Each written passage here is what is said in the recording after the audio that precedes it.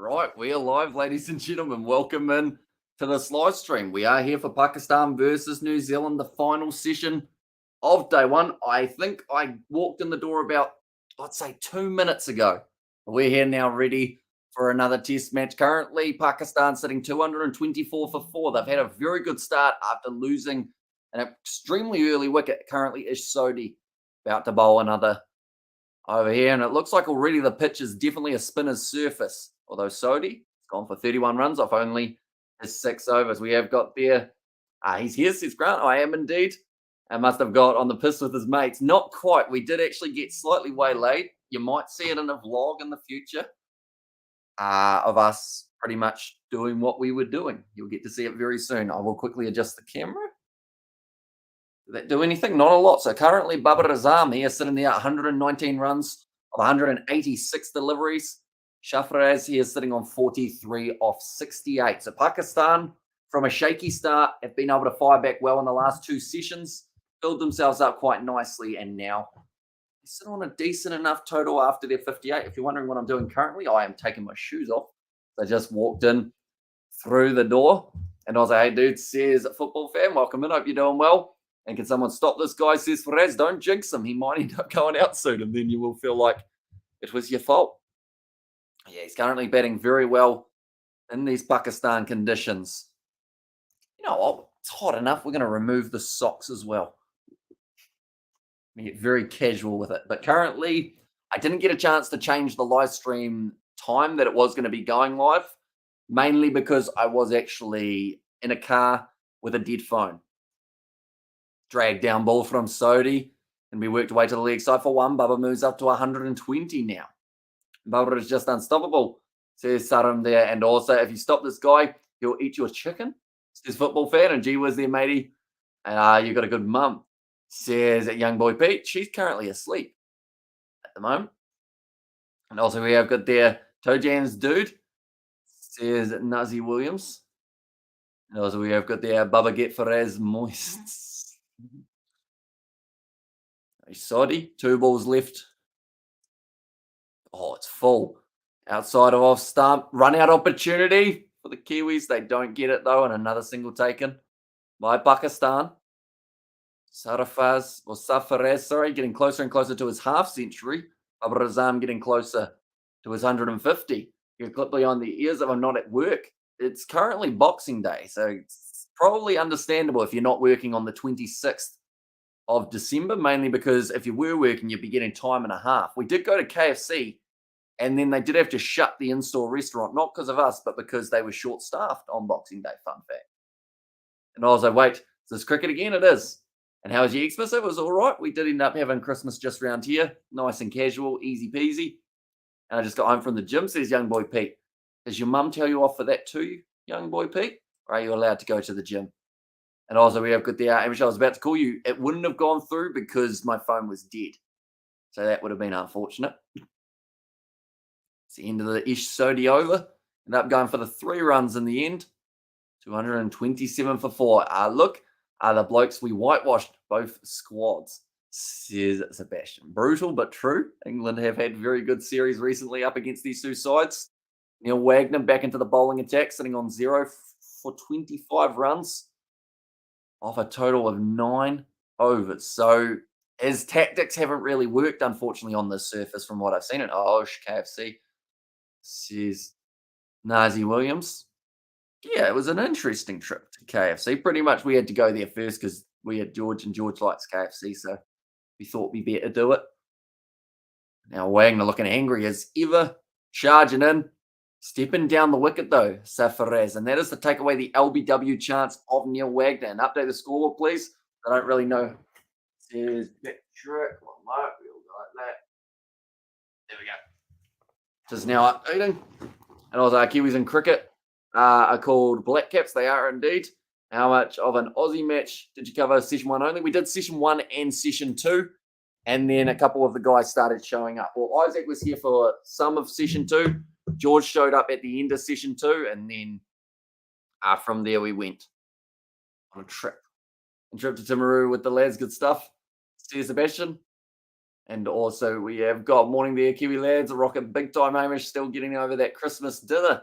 Thinking Pakistan, but New Zealand are just as clinical at the moment. What's your feeling? Is Shaheen Afridi in? That's a good question. I haven't actually looked through at the two sides in full yet. I'll quickly unplug my phone. It was on 1%, so it did end up going away for a little bit. Will get me Wi-Fi back. It still thinks that I'm at KFC, which is not the case that I know of. That was what Discord server the Kiwi lads won on my Hamish in both of those. I'm sure he's talking about my one, Brandon, out of the two. And the Kiwi lad says football fan in there as well. They are just showing the wicket that Tim Southey was able to pick up earlier on in the day. But New Zealand probably need a couple more wickets. That's going to be a wide outside of off stump. Nicely worked away by Pakistan, taking the single out to deep point. Taking over the strike rate quite nicely here at the moment, Pakistan. To quickly go like this.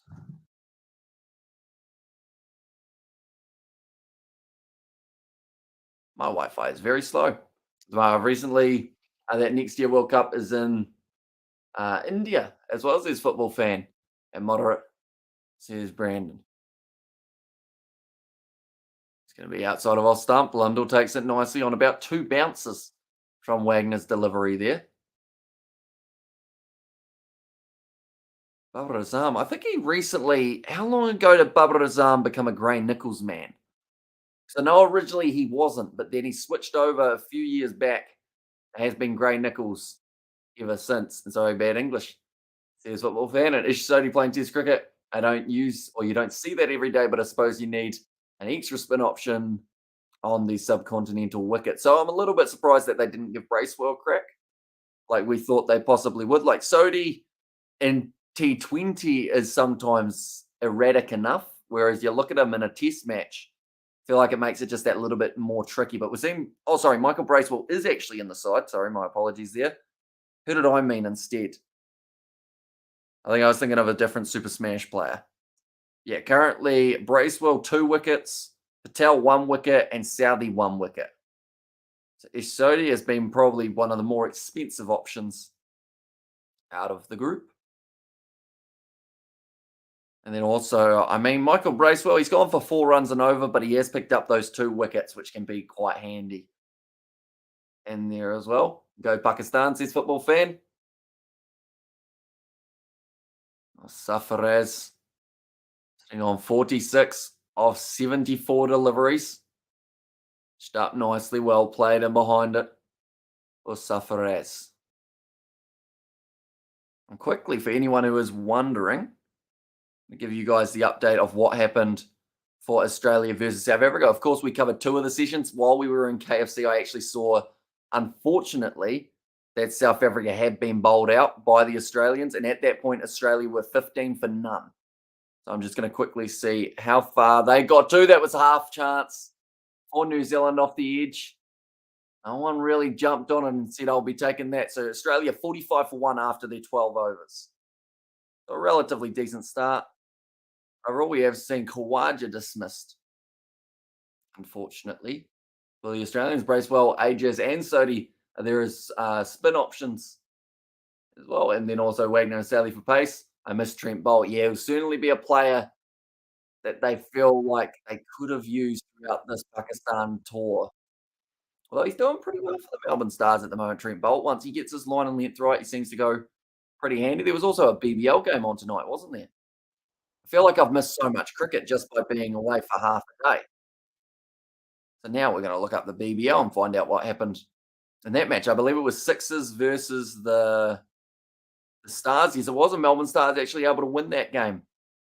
No, they didn't. It's still going. Sydney need 5 runs off 9 balls, so they should win that easy enough. And then Adelaide Strikers versus Perth Scorchers is just about to take place. And a bit stiff, Cozzy, says young boy Pete. And also we have good there. I've just put a photo in the Discord, says Novmum. So I'll give that one a look as well. Sodhi got the first slip. Oh, that one was dragged down. That really didn't go too high. It was a chance at a run out, but it's missed by the Kiwis and Kyle Jamison. Would have also been better than Wagner. Not a fan of Wagner. Here's Sebastian. I feel like recent Wagner's probably not getting as many wickets as he used to, but normally Wagner on pitches that are pace friendly, extremely handy bowler, I think. And he's just one of those guys who will put in 10 overs in a row, even if like he's hurting, if he's broken his toe, he'll still just keep on charging in and again and again and again. And it's called foul when someone ball out of the pitch, white line, and referee gives free bat. So I think you're thinking of a combination of a wide and a no ball. Oh, run out chance. No, the throw's wonky from Wagner. Kiwi with the rugby ball. One moment, it is loading. Open in.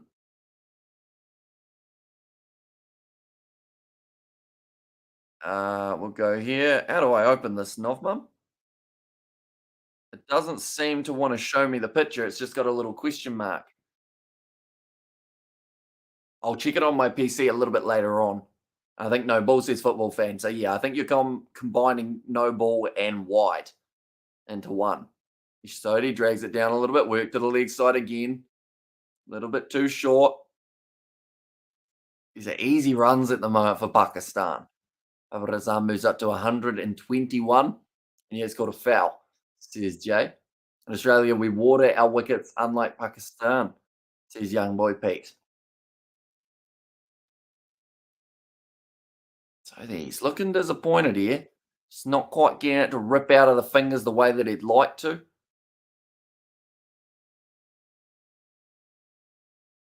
I think he's going to reset his field as well by the looks of it. Just having a chat with Captain Southey. Going to work out what their plan is going to be here. Williamson, hands on hips, just looking around to both Jamison and Wagner. Fast medium. At least Jamison gets some extra bounce. Thanks to his high, England took down Pakistan with bouncy short deliveries. Says Sebastian, and also we get a high from Cole. Welcome in, Cole. Hope you are doing very well. You are enjoying the test match so far. It looks like actually there's an injury here for Sarfaraz. So he's getting his leg massaged. How's he done here? I think he might have fallen quite awkwardly. Yeah, he tried to dive and he might have done the groin in the process of sliding through, sadly. That won't be too comfortable for him, I wouldn't be thinking. Yeah, he looks in a lot of pain. You'd like to think that he would be able to continue. Sarfaraz definitely being on 47. It is there now. It's his number. One moment. I go like this. Go like this.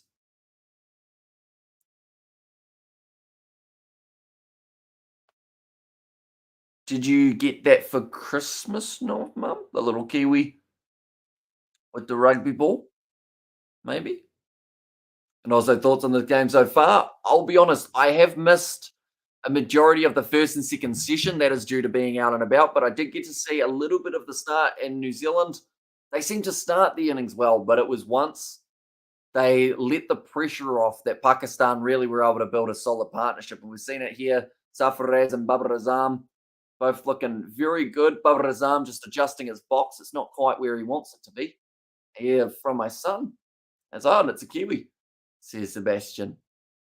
And there as well. But yeah, Sarfaraz just getting his legs stretched out. Doesn't look happy at all here. And I don't think he's going to be able to continue at this stage because he doesn't look like he can get to his feet. I'd like to think that once he gets it stretched out enough, he might be all right. They are just showing Sarfaraz Ahmed's highlight. Being able to show many gaps in this New Zealand's field set. And also start was well from New Zealand, but Babar Azam take control of the game. Says Sarim there. Yeah, normally as soon as Babar Azam's at the crease, opposition know about it because he just keeps on going and going and going. He'll be looking for 150. Man is still down at the moment. At least the over rate's not too bad. How many overs did they get through in that Australia game? I think Australia batted for about 12. But they were a long way short, so I'm wondering whether or not Australia will get fined for the slowness of their over rate. And also know they were 48 for 3 Says Sebastian. And Pakistan were 3 down on 48. Thought they cannot score 250. And Pakistan with 3 for 48. New Zealand should have done better in there as well. Says Saddam. All right, Babar Azam about to put his helmet back on. And it looks like it's either he's pointing to here. So it's either the hip or the groin. Do you know why Cam Williamson didn't want to be captain anymore? I would say it's a similar situation to what we saw with Joe Root, which is the case of he just didn't want the added pressure. He wants to concentrate on his batting here rather than having to concentrate on the captaining side of things. Because I feel he might have thought that his batting was being affected by having to do the captaincy. And maybe it just got to the stage that he's like, I'd rather see someone else be able to step up. So yeah, they got through about 81 overs in the day when they were supposed to get through 90. So that's not very good. Also, Boland would have had the Parks hold out for 189. His young boy Pete. No, he says football fan again. So they are just showing in slow motion here. Once again. See, he slides through, and to the naked eye, it looks like it's all right. He gets up relatively well, but now I don't. Yeah, no, he looks like he's going to continue. He can hardly walk at this stage, though. So I don't believe they're going to be doing too much running between the wickets, these two. And if anything, he might end up just deciding to be a sacrificial lamb and just swing. The only thing is, if I was him, I would definitely, like, it's probably not the ideal scenario, but if you retire hurt, worst comes to worst, you come back at the end and have a bit of a swing. Every time that he leans forward, that's going to be hurting badly and can't walk. And never mind running as well, says Nov Mum. And also, we have got there Cam Green did better than Boland today. Cam Green had a fantastic innings for the Australians, and I'm very happy for him because it's been a tough kind of 6 months to a year for Cam Green. He just seems to be that guy who goes for a whole heap of runs, doesn't get a lot of success. Like, he's great in the field, but now that he's been able to take a fifer, I'm very happy for Cameron Green. South Africa were 5 for 167, then folded. Yeah, it seemed to be me and Isaac watching. They didn't lose a single wicket. Like, Isaac must have been the lucky charm. Soon as he left, South Africa just ended up falling. Because I couldn't believe my eyes when I saw 189 all out after they had put in such a good effort in session 2. Like, I think it was almost instantly that it started changing. Cameron Green in the IPL auction, his young boy Pete. And also we have got there, that was a time when all captains were batsmen. Nowadays, things are changing. Stokes was an all-rounder. Cummins, Southey, who are pace bowlers. Yeah, it seems to be now a lot more bowlers again in the captaincy rather than the batsmen for a few of the more well-known sides, which is slightly unique, but I mean, it's working for Stokesy to an extent. I guess you could say it's working for Cummins, but that's just because he's got a very, very strong side around him. And then, yeah, it'll be interesting to see if it works for New Zealand. And also, we have got there Lionel Messi, brother. Do you know? I have heard of Messi, yes. Very well known cricketer. No, I'm joking. Very well known footballer, Lionel Messi. Wagner outside of off stump, just left alone. And this is where New Zealand would really benefit from someone who can bowl 150. And unfortunately, we haven't really got that option at the moment. Like, Southey's not that quick. Wagner's not exactly steaming in, going too quickly. And also, cheers, Mr. Mod. Your work does not go unnoticed. Cheers, Jay. In there as well. Yeah, the mods, they've certainly been busy this year.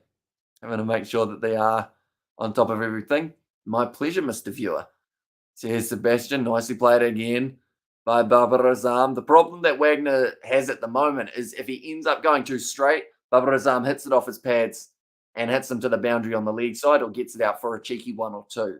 Whereas if he bowls it outside of off stump, Babar Azam's just stepping across, just playing that one with the dead bat and playing it very well in the process. Babar Azam, 121 of 196 deliveries. I did that one down the ground, bit of a misfield, but they're definitely not taking the quick single here. Sarfaraz just doesn't look like he's going to be able to run. When you play FIFA 23, do you play co-op or versus each other? We normally play co-op. We are on the same team a majority of the time. And with the Kiwi Lads Entertainment channel, soon we're going to have a FIFA career mode where we have signed up with Who are we? I can't actually remember what side we signed with, but made a couple of big signings in our first season. They're a side who's in the EFL Championship anyway, and we're trying to get them up to the Premier League. Season 3 is delayed January 16th, so I got a holiday on January 5th and January 15th. Last year was great to do again. Sam loved last time. Let's hope he love again, says Brandon. Oh, and if Jay is still in the chat, by the way, Jay, that GoPro cricket video, it's finished. I'm just waiting for the right time to upload it now, which I think will be after these 2 test matches are over. But I can confirm it's done. It just needs the right time to be able to put it up on the channel so that it doesn't get swarmed by streams. It's not my best innings, I'll be honest. The more I watch it, the more I'm like, oh, I hate the fact that this has to go up. But it's a good learning point. I think I've taken about 3 keys away from that innings that I'm going to be able to hopefully improve on next time. Looking forward to it, Hamish. You enjoy the sledging. I get sledged a lot for having a GoPro on my head. And I decided that the easiest way to deal with that is to put subtitles. So I was kind of putting all the little bits in there. Yeah, it's an all right video, I think. I'm also going to have one coming out a bit later on, which is an umpiring one, how I actually umpire for our team, which is also an interesting. I think I got sledged as the umpire, which is something you don't see too often. 123-run partnership, I believe they've just said, between these two men. And GoPro Village Cricket clip, get in, says Sebastian there. I see it to the leg side. And also, Jay need to be moderate. No, Brandon, says Jay. Yeah, we have asked Jay in the past if he does want it, and he said no, he doesn't like the channel very much. He said that he is moderator on a lot of other channels. He likes to come here and just chill, talk about mangoes. Isaac enjoyed this earlier on, Jay, the tropical mango Bundaberg. Said it was a nice enough drink. Ishodi now bowling once again for New Zealand. This is the final session of day 1 in this test match. Driven. Is he done again? And also, have you played each other? I could have a match. We have the keeper score a goal, says Kiwi Gamer. And so who sent Shish over our way as well? Own up, who did it? Says Jay. Oh, did Shish end up on the other one, did he? I mean, I know that he probably got sick of people telling him to shush on. Did you guys shush him over there too, Jay? Big full toss from Sodi, but it actually dropped quite nicely. And, it's Village when the umpire gets some flack. So I'll say Sebastian, yeah. The worst part of it, though, is the fact that you've got to make the decisions for LBW when it's your own teammates. And yep, he did. We shushed him. That was to be expected, wasn't it? I don't think he would have been expecting anything else. He would have been very optimistic if he was. Sodi, still a bit expensive outside off stump, just gliding nicely down towards third man. Sarfaraz is going to have to run too, and he will be able to get there. It's going to be the 50. Almost on one leg at the moment. Pakistan middle order batsman, but that will be his 19th 50-50 off 84 deliveries. And continuing to build nicely. Then Shish being executed on 2 channels already. I wonder who the next one is that he's got that he could end up going for. Sarfaraz Ahmed, 50 runs. Very good partnership forming at the moment. Do you question time? Says Brandon, if they're easy questions, it is currently 11:30 at night here in New Zealand, so my brain might be on a slight go slow. It looks like still a relatively nice day in Pakistan, so hopefully we get a good 2 hours out of the session. We normally lose about 30 minutes at the end of a day due to bad light. So he once again whipped away.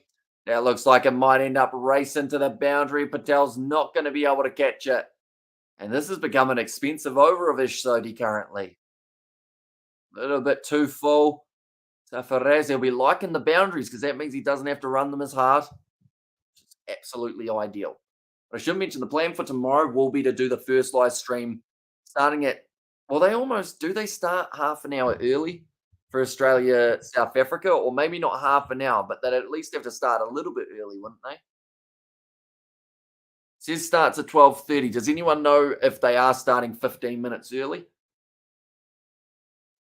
Oh, Sodi, it's gone through his hand. And he wasn't a bad bloke per se. He just thick as picture relentlessly. Uh, Christianus. Hopefully I've said that correctly, but it might have been slightly wrong. And it was a question one. What did everyone get at KFC? Oh, okay. So I got some crispy chicken tenders. I went basic. Didn't want anything too big, so that's all I actually got, believe it or not. Isaac got a Zinger burger box or Zinger burger meal, I think it was.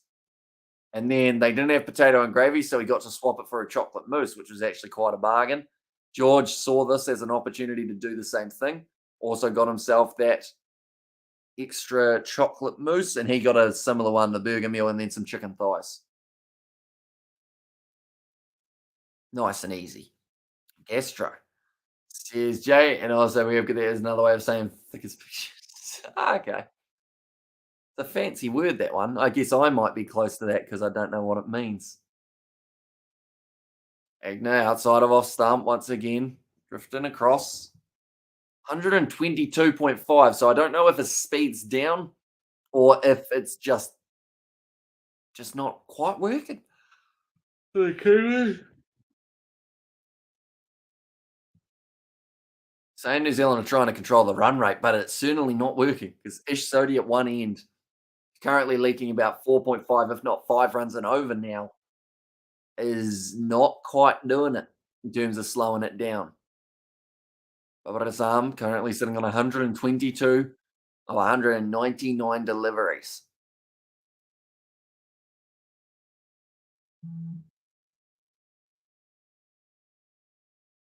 This will be his 200th ball. Side of off stump, left alone. No need to play out that one. And which KC did you go to? We went to the one in Timaru. Question two, what do you thinking all day? Are you getting hay fever all day, says Brandon? I had hay fever for the first about hour of the live stream. So what I might do tomorrow is actually get up a tad earlier so that if I get hay fever, it's just before the stream. Theoretically, that should work, but it probably won't. I'll probably end up still sneezing early on. But yeah, it was a nice day. I was trying not to get sunburnt again, which I think I managed to do not too badly. But I'm still a little bit red from last time. Advancing down the wicket a little bit there. Babar Azam advancing to Wagner. That is something that will definitely annoy the New Zealand quick. I think Wagner might try a bouncer here. He's looking furious at the moment. Not happy with Babar Azam advancing.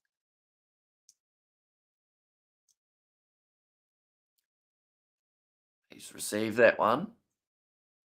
This will be the 4th ball of the over. If this isn't a short ball, I would be very surprised. Short ball or Yorker here? No, it's outside of off stump. But once again, no carry through to Blundell. If there's an edge here, there's no way Blundell's going to be able to catch it. So I don't know what the option really is, other than maybe bring him up to the stumps. I know that that was something that we saw. I think it was actually Australia use, even though they did have the carry. It was actually Cam Green who was there. And also, we have got the Hamish White Black Cat struggle after a promising start. Start is the weak bowling. I think it's just letting the pressure off Pakistan a little bit. I haven't seen too many balls at all on the stumps yet in the first 32 minutes that I've been watching. Everything's outside of off or down the leg side, which, I mean, theoretically, you think that they wouldn't be getting a huge amount of runs for, but they are currently around 5 and over. And also 25 sneezing at beginning of the live stream, says Brandon. Yeah, it's always fun when you sneeze and your head off when you're also trying to commentate, because the worst thing is, like, sneezing bad enough, but then when you start talking, you're kind of moving your nose a little bit, and that just fires up another sneeze straight away. So you just pretty much put yourself into a loop of sneezing and then sneezing some more and then sneezing some more, and you just kind of keep on going. Once again, offside of off stump or outside of off stump. We're the end of the 64th over, 239 for 4. Oh, they're showing Boxing Day sales. Now, unless KFC were having one, I didn't get to see any Boxing Day sales while we were up there, but I feel like that is something that I might have to investigate after this live stream, even though some of them might have ended at midnight, unfortunately. And Hamish, bro, If Mitchell couldn't drop the catch of Babar Azam, it slipped. Just 12 runs scored at that time. He got one life. And the thing is, you can't afford to give these good batsmen a life. We've seen it so many times with Marnus Labuschagne for the Australians. They give him half a chance by dropping him, goes on to get 150. And that's a very tricky place to be in. You need to take the early opportunities while they arise. And who do you think will win the test match? Says Andre. I think Pakistan have a very good chance. Home conditions for the first test definitely going to be decided. We've played a little bit more here. Yes, they lost every game up against England, but that is a terrible ball from Ish Sodhi. Dragged down rubbish that's been hit down the ground for 4 runs for Sarfaraz. Ish is missing that line, unfortunately. Just halfway down the pitch, sits up like it's there to be hit, and also was hit pretty well. And I guess it's hard to tell because we haven't seen New Zealand bat yet. And Mitchell has tendency drop catches we have seen in the English test too. Get a ball, but just worked away. Nice work from Pakistan. They're just working New Zealand round easily at the moment, getting runs for fun. New Zealand don't seem to have a real answer for it. You'd have to think maybe Southie's not too far away, but 15 overs from the new ball, maybe they'll just hold off on it. And I am trying not to laugh because I get to, but it's hard. Sorry, I will shut up now. Says Brandon. And also, come on, come on, Ish. Heiser for lunchtime, not in play action. It's a half tracker. It's not good at all from Ish Sodhi.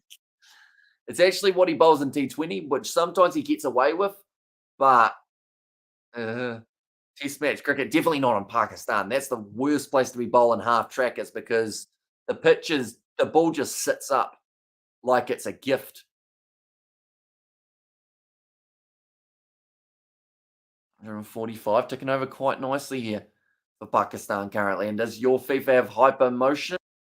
Not too sure. I know that we play it on George's Xbox, and I'm not too sure what version of the game that he bought, whether he got the Series S/X version or whether he did buy the regular version. So he bowling like T20. So terrible line and length. His numbers and tests is horrible. It is. And at the moment, it seems to be the only balls that the batsmen aren't playing are the ones that they're just like, meh, might be a bit too close. But everything, you need that good length, and he hasn't really found it hugely. We've seen a lot of dots when he's got it right. When it's too full, it goes for the boundary. When it's too short, it goes for the boundary. You get it in between, and you get a little bit of something going. Too full. Just chopped away. Luckily, there is the man at backward point to be able to cut it off. And also, bro, I'm really impressed right now. Bracewell, he has such nice bowling today, first session. And yeah, hopefully he gets another bowl relatively soon. Bracewell and tries to get the breakthrough.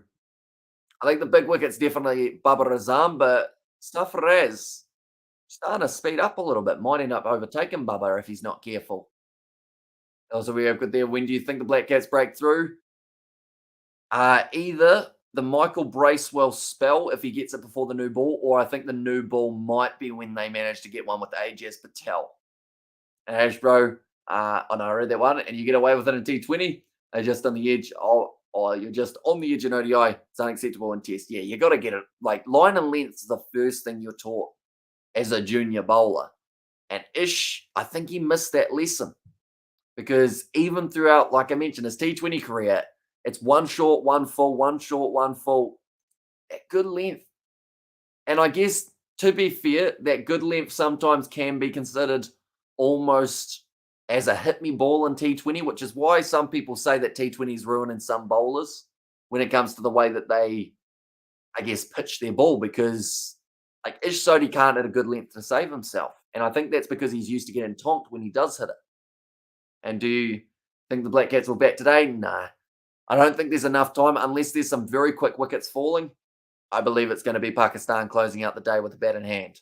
Mitchell Satner not considered. Can bowl consistent line and length. Be handful on these pitches, says Coding. I think they normally, they've listened to me. They've actually put Blundell now up to the stumps with the helmet. That is a very, very good call because Like, there was no carry at all. Yeah, I think Satner, a lot of people consider him as more of a compressing bowler. He'll just put it like the length, and then occasionally when the batsman gets bored, they try and hit him. But yeah, it might have been quite handy. Yeah, it's a nice cover drive. He hit out there for one. And also, we there. Who do you think will be the top run scorer for New Zealand? That sounds like a TAB question, doesn't it? I mean, I like to think that Latham would go all right, but it's hard to tell, isn't it? Because on these pitches, Kane Williamson, he's due for a big innings at some point. I was aware there. Wish I had a good length, says Nazi Williams. Of course, talking about your bowling, aren't you, Nazi? They'll probably bat lunch tomorrow. And also, we have got their day two. Looks like rain tomorrow, says Brandon. Merry Christmas to you, brother, says Andy. Right back at you, mate. Hope you are having a very good Boxing Day so far. Pitched up again. Outside of off stump, another single for Pakistan.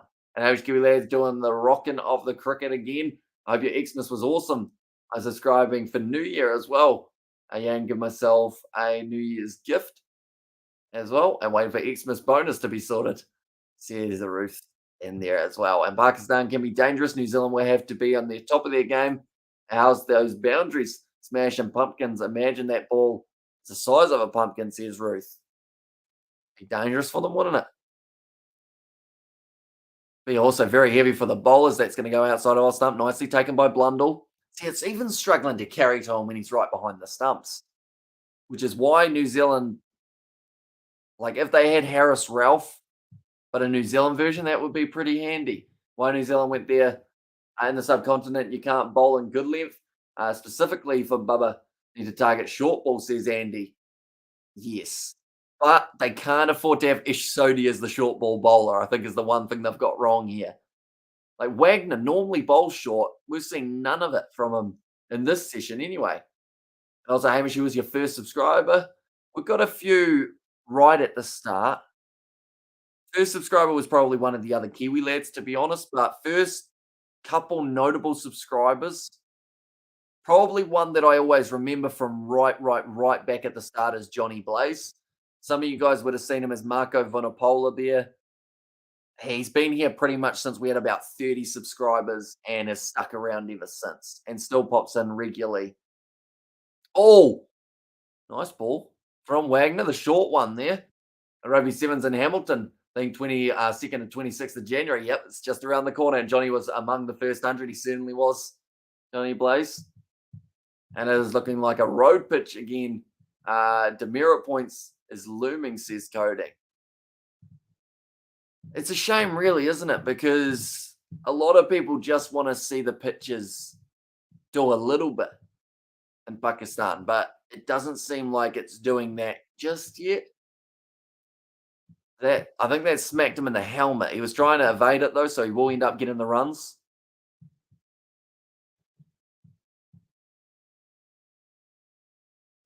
See, now Blundell's saying, should I not be in close if you're going to bowl short? But if he's going to bowl short, you could drop back. But if he's going to bowl full, you need to be up to the stumps if you want the chance of the edge. The New Zealand Breakers just lost in the NBL. That's no good for them. And quite the comedian as well, Johnny. He is. And he was the first one to ever send me a rugby kit. He sent me the Waikato and also the Chiefs kit. He's also sent me 2 All Blacks kits since. Right back at the start as well. I think it was around Christmas time. I sent him a Bunnings gift card just as a bit of a thank you. And yeah, he's been popping in and out of the channel ever since. And New Zealand missing the mark with pace bowling, or with the pace, Mark Wood pace bowling here. I especially enjoy it when he starts telling us about how his wife catches him staring at other females. And happy Christmas, my friend, in England with family. Thanks for the commentary, says Joss. Right back at you, mate, I should say. You are enjoying the day after your Christmas. And yeah, hopefully Christmas all went well. A little bit leg side from Southie. Just a single again. Also, we have got the subbed around 6,500 subs. Says Tiger there. Nasib. Yeah, hard case, mate. Says Nazi Williams. And Hamish Bro, Pakistan should have scored 300 plus first innings. New Zealand team lose the grip of the game after the lunch session. And it's a tricky one because now that they've got 2 sets batsmen, Like you're in that scenario. If you don't break this partnership now, there's a chance that you don't break it throughout the whole of the first next session. I'll bowl by Tim Southey though. Do you like your KFC Amish or are you a Burger King or Macca's guy? Ooh. I mean, I've probably got something from each of them that I would eat. Like KFC wise, I would go for the barbecue. Oh, sorry, not the barbecue, with the crispy chicken tenders. I seem to enjoy them quite a bit.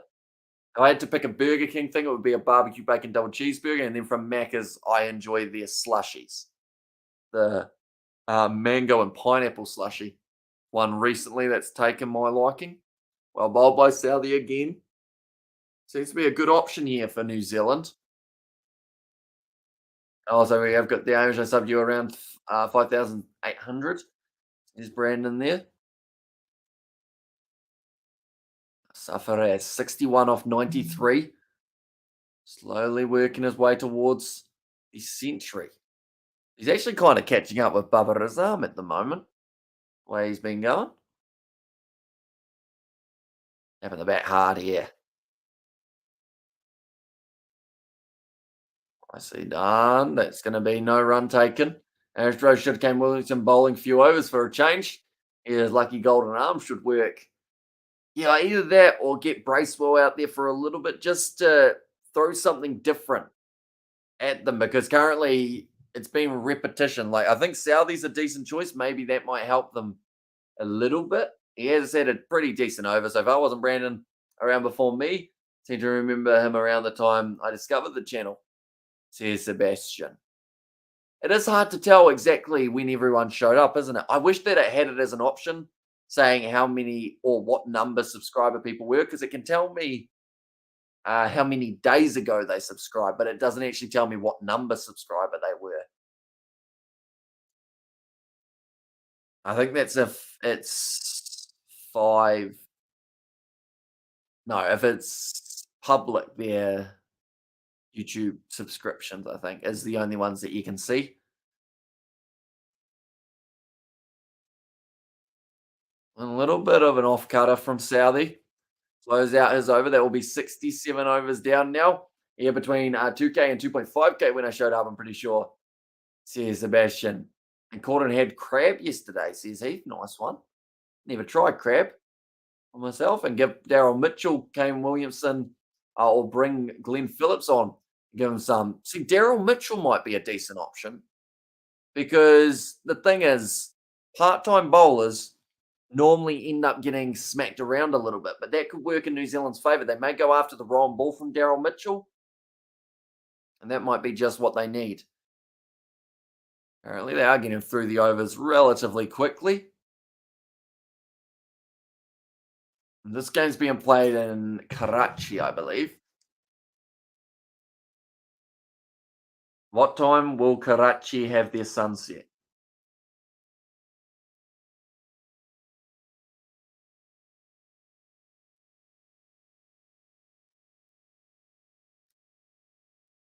What time is Karachi's sunset?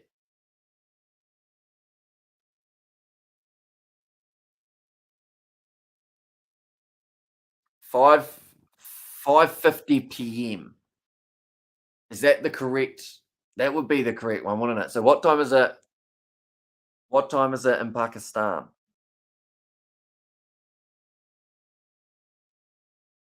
5:50 p.m. So that's in about 2 hours. Okay, no, we should get through that relatively well, I would think. Oh, so we have there bowl, Bracewell, skipper, here's Sebastian, and go to the doctors ASAP. Heath, jeez, Nancy Williams. That's okay, Williamson don't bowl anymore because of the ban of his bowling action one time. And also 347 in Pakistan, bro, says Faraz. So yeah, they should get through all the overs that they want to for this test match. Definitely if the sunset is supposed to be in 2 hours' time. The sun's still out by the looks of it, so it's going to be quite a nice afternoon. Some more cricket. Currently, Neil Wagner and Tim Southey going to be bowling end and end. And Henry Nichols also bowl. If possible, Southey, please believe in non-regular bowlers. And also, we have their Kiwis got hammered, says Triple H. Yeah, they did get those 4 early wickets, but then from there, Seems like Pakistan really taking hold of this game and got it into a good position. Pakistan now. Run rate of 3.74. Time to play the game, says Sebastian. Mm. He ended up with the heart problem, didn't he? Unfortunately, Triple H. But even with that, do you think he's ever going to return to wrestling again, or do you think he will put it possibly onto the shoulders of another legend to return for WrestleMania? I know that we've got the Royal Rumble just around the corner. Triple H, can I play? Also, Roman should keep the title, says Kip Tiger. Wagner, nicely in behind it again for Babar Azam. Maybe be at WrestleMania, says Triple H. Wagner, he's been one of the more economical bowlers out of the groups. Now showing some ladies at the cricket. And next wicket, please, says Jay. It would be nice to see a wicket in this session just because, we haven't done the rest of the day. And who doesn't love a late wicket? A test match. Look to the leg side. Another single. Also, I think Kevin Owens might go against Roman for the title. And your father-in-law is a... Of course, he's referring to Triple H in that regard. The Rock will return at the Royal Rumble, says Triple H there. And also, what about you think about Vince McMahon's scandal and stepping down from WWE and possibly returning again to replace Triple H? I haven't really read too much into the scenarios that exist there, mainly because I haven't actually watched a lot of it recently. I only really know the big news that pops in and out. And Triple H, hard issue, another leg wax victim. There's Tony there. Whatever you say, Tony. And also LMAO. Says Jay Hayes there. And The Rock will win the Royal Rumble. Hope. Says Triple H. Sarfaraz currently 61 runs. And how are you doing? Says Paget. I'm doing very well. Thank you, mate. If you are enjoying the test match so far, Wagner outside of our stump, just blocked there. Nicely done. And also, I don't know why, but Babar Azam play well against New Zealand, says Sadim. He does seem to enjoy our bowlers, doesn't he? And what do you think about Dominic Mysterio, says Andre? Still a little bit green, I guess you could say. Still has a bit of work to do. But then I think the problem is because of who his dad is, it means that he's got a lot more expectations on him. But he's not really the same build as his dad, so it doesn't mean that he can do the same stuff that his father was able to. But he'll be open to carve his own path. He's still with Judgment Day, I think, at the moment. Pakistan 252 for 4. He got arrested. Is that Vince or Dominic? He got arrested. I think this trend out of form. England hammered New Zealand with baseball. And also now Pakistan doing something in there. And Chris Harris took a wicket. Time New Zealand need a wicket. He is golden arm also. Craig McMillan do it. Mary Dominic did. Okay, nice. So that wasn't part of the storyline, was it? Because I know that for one of the storyline ones, he had to go to his dad's house and do something. So I don't really know anything else about it, really. Because that would have been our Christmas Day, wouldn't it? So that wouldn't have been too long ago for us Kiwis. Babar Azam, 126, 217 balls bowled in him. Sarfaraz sitting there, 61 off 98 deliveries. Looking over quite nicely now. Christmas Eve he did. Says kept at 18 Tiger. A nice straight drive from Babar Azam, keeping that ball out of there. Whoa, that's a lot of rice.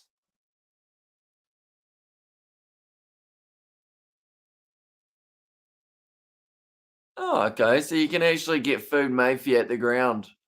A little bit of local cuisine. By the looks at it. It was an interesting looking thing. It was kind of like a pineapple. You look like Drew McIntyre sometimes. I'll take it. Because I feel like he is probably. Do I look like old school Drew McIntyre though, like back in the Chosen One era, or his current like Scottish psychopath stage?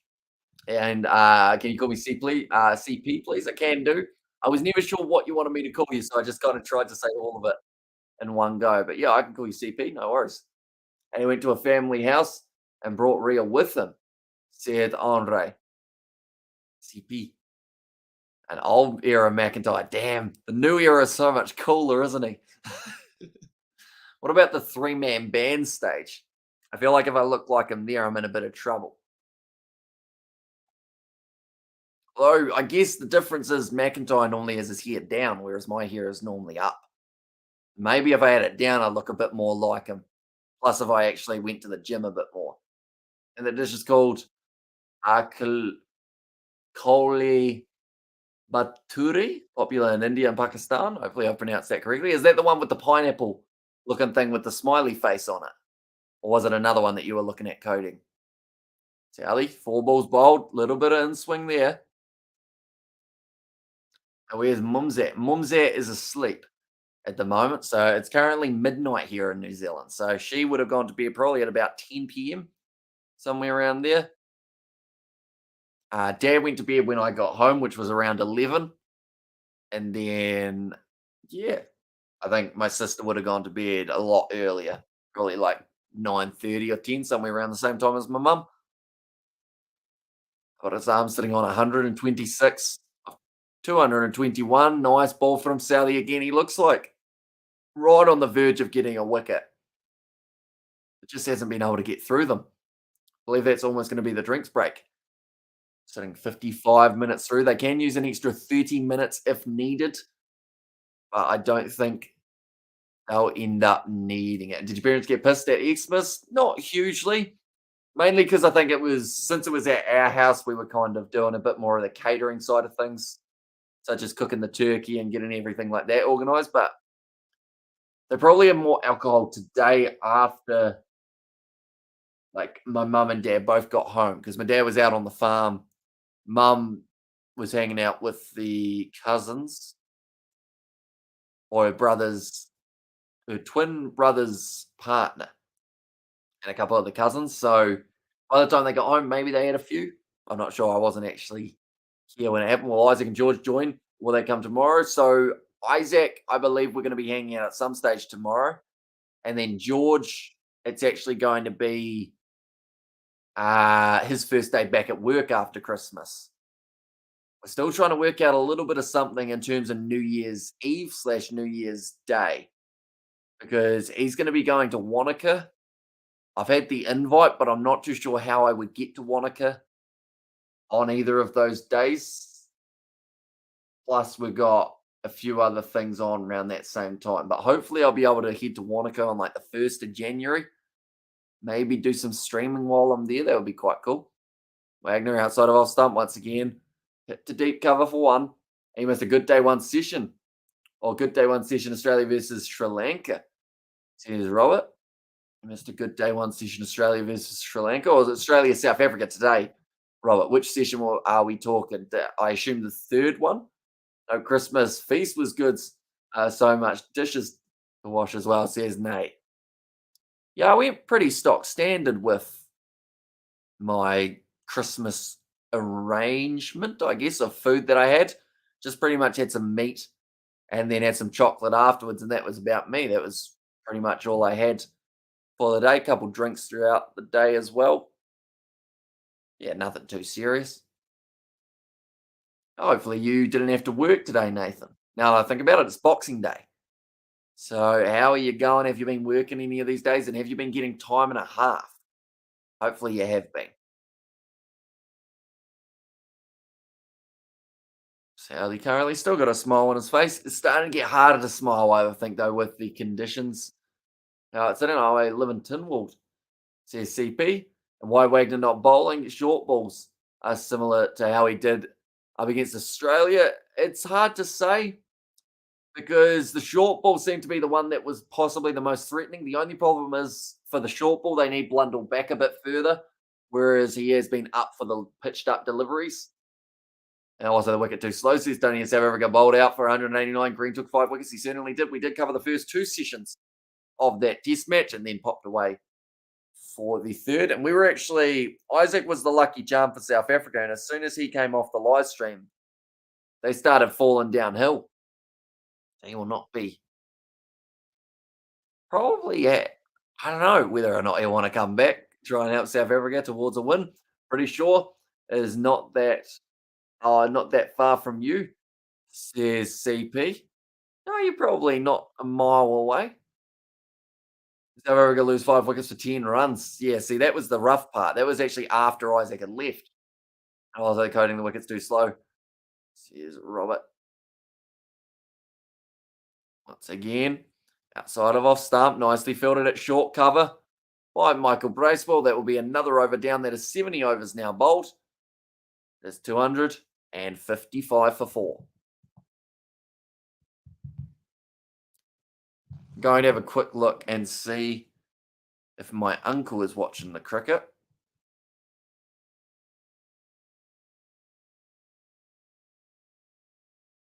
One moment.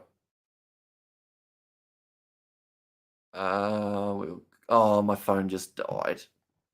It's doing that a lot lately. It's really running low on the battery, and overrate is good, says Coding. Yeah, it certainly is. At the moment, I mean, they're certainly speedier than Australia and South Africa were. They were about 8 or 9 overs behind what they should have got through, which is why I think they will be starting 30 minutes early tomorrow, which I think is why we will set our live stream for maybe either 12:30 or so, but we'll still be up earlier just in case they do start a bit earlier on. One before drinks here. I've heard someone say for New Zealand, Kane Williamson currently practicing a little bit of batting. I need to get 6 more wickets before he has to worry about that. Southie shorter.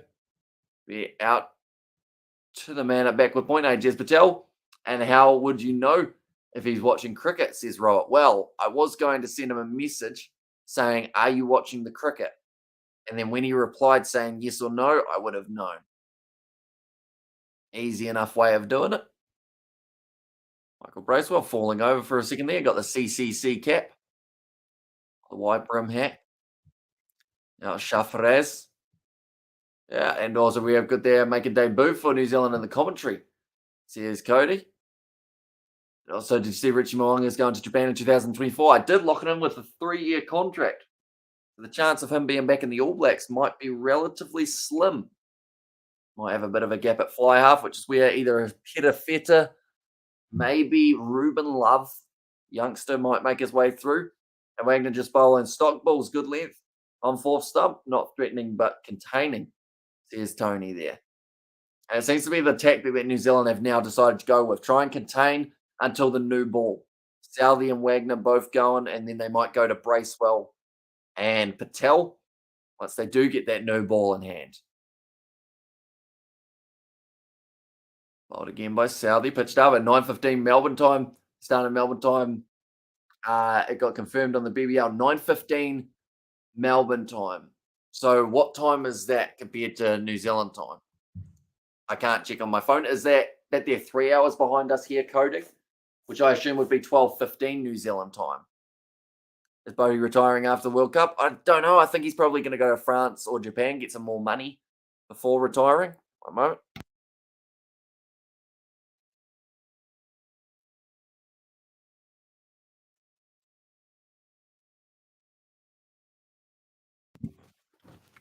And also, whereas big tall guy Jameson, he's out of cricket for almost 7 months. Yeah, he's been in hiding, I guess you could say, for the Kiwis. Would have been a handy man on this surface, bit more height, that little bit of extra bounce as well.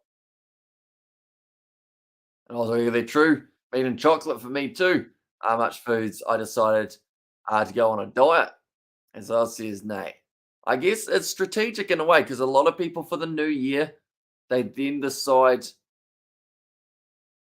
Oh, that came back in a little bit. They decide that they want to start a diet or something like that. So I guess not having a huge amount of food on Christmas does end up helping you out as well. And it's currently 12:03 a.m. here in New Zealand, Rob. I assume that Melbourne currently are sitting 9:03 p.m. which would mean that, yeah, it would be starting at 12:15. That's all right. Easy enough.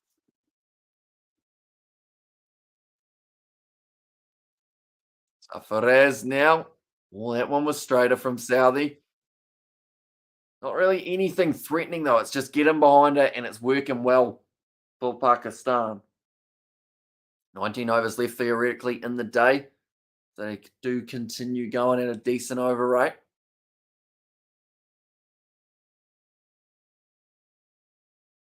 Oh, so 2 hours behind you they are. Are they? So if they're starting at 9:15, does that mean that they are actually starting at 11:15 a.m. New Zealand time? Which would be like a whole hour and something earlier. Is that correct, Robert? I would try and plug in my phone again, but the charger is. Hang on, we might be able to get it. There we go. I've managed to reach out and we'll plug the phone in. Here we go. It'll take a little while. And yes, there's Robert. So are they starting local time 9:15 a.m. or are they starting Brisbane time 9:15 a.m.? Southey getting the ball to shape in a little, says Tony. Yeah, there's a bit of movement there for Southey. Oh, they start at 11:15 New Zealand time tomorrow morning. Wow. Okay, so that's quite early.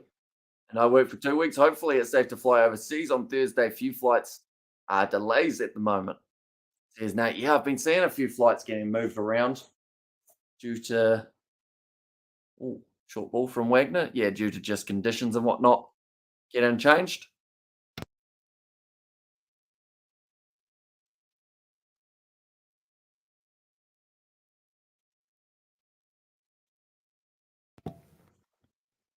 To 11:15.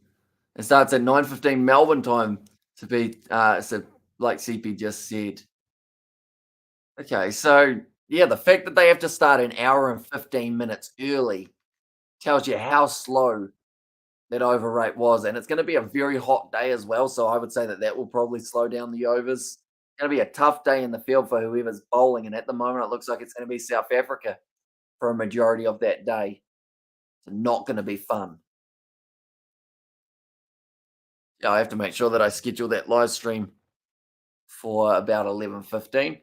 And I was aware of good there. Did your school play cricket? I assume that is. We didn't really have too many teams at all throughout school, unfortunately. So the last time we probably had enough for a team was actually A grade cricket, which is year 7 and 8. Fourth grade, we had to travel 30 minutes up the road to combine with another high school to be able to play. But then anything older than that, like we didn't have a first 11, we didn't even have a first 15 rugby team. That's how low the numbers were in terms of sport at our school. And Spinner's got a lot of turn at the starting overs, says Coding. Sarfaraz in the bat pretty hard at the moment. Side of off stump, nicely played. It's going to be the 1 run taken. It's up to 63. So it's certainly slowed down the over rate currently, the way that it's been sitting. And also, what about basketball? Any good at that? Your school? Not really. I think they even struggled to get basketball teams together, to be honest.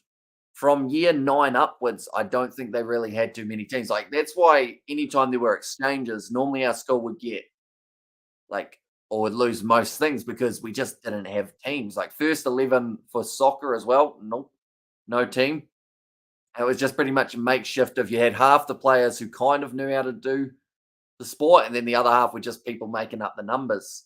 So rugby starts in 2 months. It does. It's going to be an exciting time. Daly's planning to bowl the spinners with the new ball, says Tony. It does seem to be that way at the moment. And also, where the Pakistan reach 300 plus, reckon New Zealanders have a chance, says Nate there. But yeah, they're going to need a few more wickets in a hurry here for the Kiwis. Just showing Harvey Norman. Big sale at the moment going on. Might have to get myself something. I think my something will probably be just camera batteries. I feel like that's the next thing that we need for the channel. Little bit of an upgrade, just so that we have a little bit more time of vlogging and whatnot. We actually, when we were up in Timaru today, we filmed a little bit of a maybe vlog. It might go into one. I don't know whether it's enough of a video to be one by itself, but we'll see what we've got there. I won't tell you guys what we were doing because I want to spoil it, but it went all right. Babar Azam, 3,600 runs, currently with an average of 50.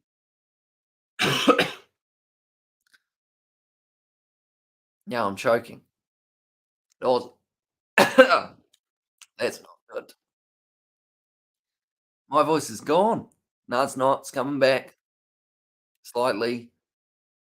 Kind of, little bit. If I talk like this, it's all right. I usually come down to Ashburton. I would be going up to Ashburton. And how do you rate Sally's captaincy? I see no difference in comparison to Latham or Williamson. I mean, he's been thrown in the deep end, though. Like, having a captain in Pakistan compared to anywhere else is quite a challenge in its own right. Well, no, there's no Trent Bolt. He's in the BBL. There's Aussies, Robert, and also Pakistani wickets. The other way around, you give the new ball to the spinners, and one that wears off about the seamers, find some reverse swing, says Sebastian. And isn't Williamson there? He is there. He's just not going to be captain for this game. He will be batting. He will be doing everything else. He's still talking to himself. So I'd say he's probably co-captain at the moment. But yeah, he's still out there on the field. And also, I mean, up, says CP. We have got a video that we're planning that does actually involve Ashburton at some stage. A couple other places as well. So who knows? Maybe we'll be up that way before we know it. A bit of a limp for Sarfaraz here. 63 off 110 deliveries. Decent enough strike rate, going at about 48. Ticking over at a little bit quicker. He's kind of going at about that maybe 65-ish. Ali too far to the leg side. Babar Azam whips it off his pads. They always talk about it. Pakistan is a brilliant place to go when you want to try and get your average up more in terms of that overall. We see Babar Azam currently with an average of 50. I'd say by the end of the series, it's going to be at least up to about a 52. Just because if you get yourself in on these pitches, you're just scoring runs and you won't stop till your team almost declare. New Zealand don't have solid batsmen. Why or only New Zealand bowlers? Says Nate. And do bowlers feeling insulted when keeper stands up? I wouldn't say so. I feel like that's one of those ones that can be actually quite an effective weapon for a side. Because normally it's agreed on by the keeper and the bowler. Because on this type of pitch, if you're not standing 1 meter behind the stumps, you're not getting the ball on the full. So in a way, if you want to think about the longevity of your keeper, it's actually better to have him up because then he doesn't have to deal with all those ones that might break his fingers when they're bouncing in low, being annoying. Partnership currently 150 runs of 262 deliveries. Very impressive from these two. Again, outside of our stump, Babar Azam, nice block there. The New Zealand boys scared. I've hit the ball. I hit the ball, bro. Says Nate. You just wait till you see my GoPro footage, Nate, and you'll be saying that exact same thing. I think I forgot I was in a 40 over match, and I think I had been watching too much test match cricket with the way that I batted for that innings.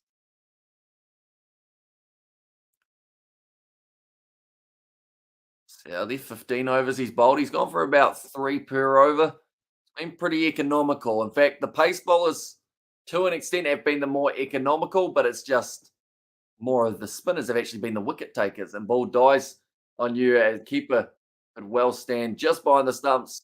Add the option of the stumping as well. Says Sebastian, exactly right. It stops the men from going down the wicket to try and cut out LBW. It does a little bit off pace bowling from Sebastian as well. Yeah, 17 overs left. Might be a bit tight with them trying to get through, but they should be able to do it relatively well. Hamish, you should be playing for the Black Cats. I would recommend watching the video when it comes out. It's going to come out in a few days. I've decided the best time to release it is after these two test matches are finished. People are looking for a bit more cricket to watch in between. That's when they're going to be coming out. And that probably will involve the umpiring video as well. And I think Pakistan will win test, but Black Caps are in the odds, or sorry, the ODIs, says CP. Yeah, I think Black Caps certainly have a better chance in the shorter format games. Then long format, looks like Ajaz Patel back into the bowling attack for New Zealand. Looks like Sarfaraz just switching back over to the cap rather than having the helmet. That was a sweet. And I did Rob Stokes and Root. Our Royals plus Joss Butler. They'll be my team this coming IPL. Says Sip. Right. Ajaz Patel, one of the more dangerous bowlers for New Zealand. And also Curran and Brook went for ridiculous amounts of cash. Says it was Sebastian and Bro. I'm getting tired, says CP. We need a wicket, I think, to wake a lot of people up. Currently, Ajaz Patel, 69 runs, 1 wicket, 1 maiden, 18 overs bowled. Totally agree. They've got a good side. Pakistan look dangerous. Greetings, aliens and sports lovers. Hopefully, you'll had fantastic Xmas. My day had a slow start. Says Roof. And Conway Latham Williamson can improve the averages by scoring big in the second innings. Says Coding. Right, Patel. New ball is due in 7 overs. They're saying that maybe with that new ball, you might get a bit of skidding on. Right. Sarfaraz on strike. Ajaz Patel. He get himself a few big wickets here just before that new ball. Bit short for that first delivery. And Hamish would have, what is a short leg? As well, eating leftovers lazy today. Says Roofs are pretty much the short leg, also known as a bat pad, is the guy who's on the leg side just next to the pitch with the helmet on. So someone like a Marnus Labuschagne in the games between South Africa and Australia, he often fields there. Also Travis Head. So pretty much you're only about maybe 3 or so meters, maybe 5 on the leg side where the batsman, if he was standing this way, that's where the bowler's coming from. You're pretty much to that side of him. That's a rough ball. It goes out. Man at backward point. Short leg, close in fielder under helmet on the leg side. Says Tony. And also we will see Patel bowling with a new ball. Or Southey will take it. I think they've talked about there's a chance that Ajaz Patel might continue on bowling if he's going all right here, or they might go back to Southey. Little bit of spin on offer there. Through the field, they will get themselves a single. And now Babar Azam back on strike. You're always so upbeat. Positive. How did you manage it? I had a rant with the waiter when they changed the font of changed the font on the menu at the local chippy. I like the old one. We had a little bit of a rough patch with our fish and chip shop. They actually weren't open for about a week and a half or 2 weeks before Christmas, as they had a sign on the door saying that they had some sort of family emergency. So everyone was freaking out because they're like the only decent place in town, and everyone thought that they were going to be closed right through Christmas, but they are back now, which is good news. We had another 2 runs for Babar Azam. Throw goes straight to Patel. As Patel has still got his sunglasses on. I think he did. Right, it is going to be drinks. So Babar Azam rushing off the field. I assume that is to take a possible toilet break. The best way of describing that. That was a Babar Azam running for a bathroom break. Says Coding there. Yeah, I guess when you got to go, you got to go. And Babar Azam currently, I mean, he's planning on being out there for the rest of the session. So that's another hour and 15 he would have had to wait if he had decided that he was going to try and hold it. Which is very tricky to do when you are absolutely busted. All right. My phone, I started charging it. It still hasn't finished charging to 1% though. So I don't think it will.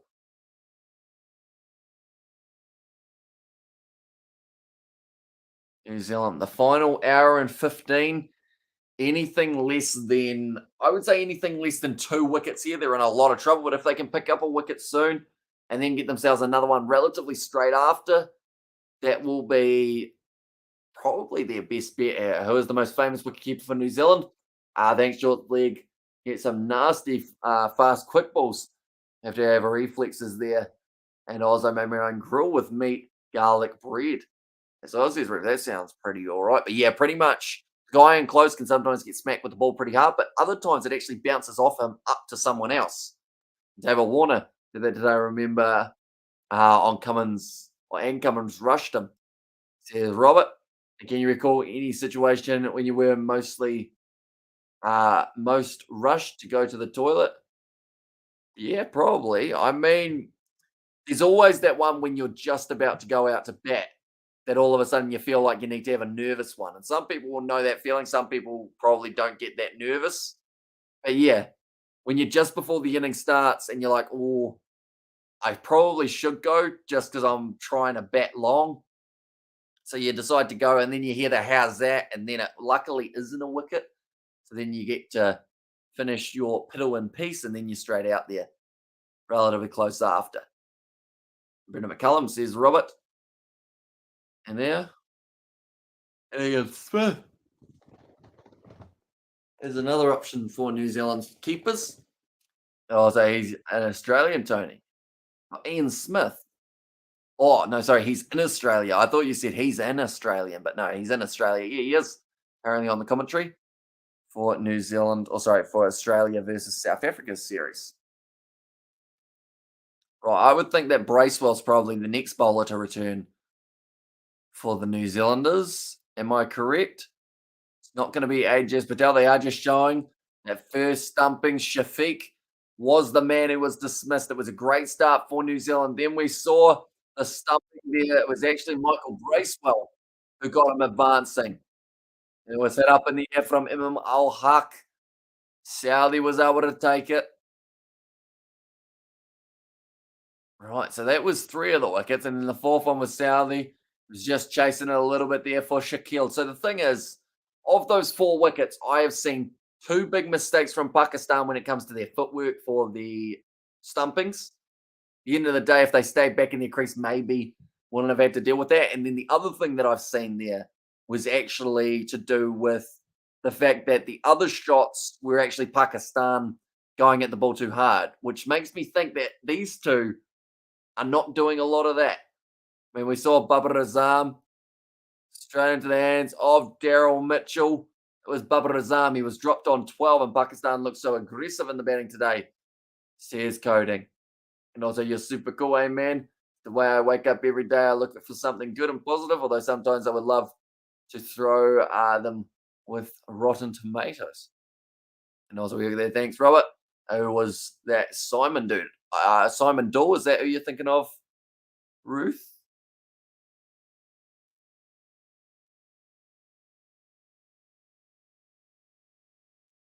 Okay, extended drinks break.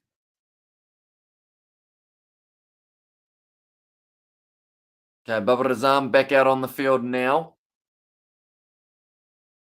So he managed to get the toilet break in just in time. I remember, and yeah, I remember Ian Smith. He was also Prime Minister of Old Rosina or Rosia. I remember Zimbabwe, says Ruth. And also, so if you see a full half of the glass, I break that glass and use it to threaten whoever looks at me funny. No, I'm joking. I'm quite chill most of the time. Be on another level, says Sebastian there. And Daryl Mitchell is on the attack. Yeah, they've decided to give him another crack. 2 wickets in 13 matches. Can normally go all right in the shorter formats. All right, here he comes. Daryl Mitchell. Speed to the leg side a little bit. 122 Ks. Decent enough speed there from Daryl Mitchell.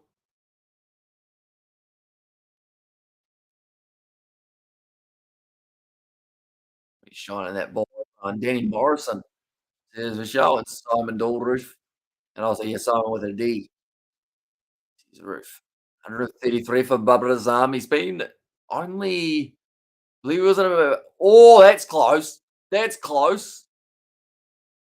Oh, they could see a leg stump. New Zealand might consider this. It's certainly full enough here. New Zealand have already used one of their reviews. Daryl Mitchell marching back. He doesn't look confident, but Southey, no, they're not going to do it.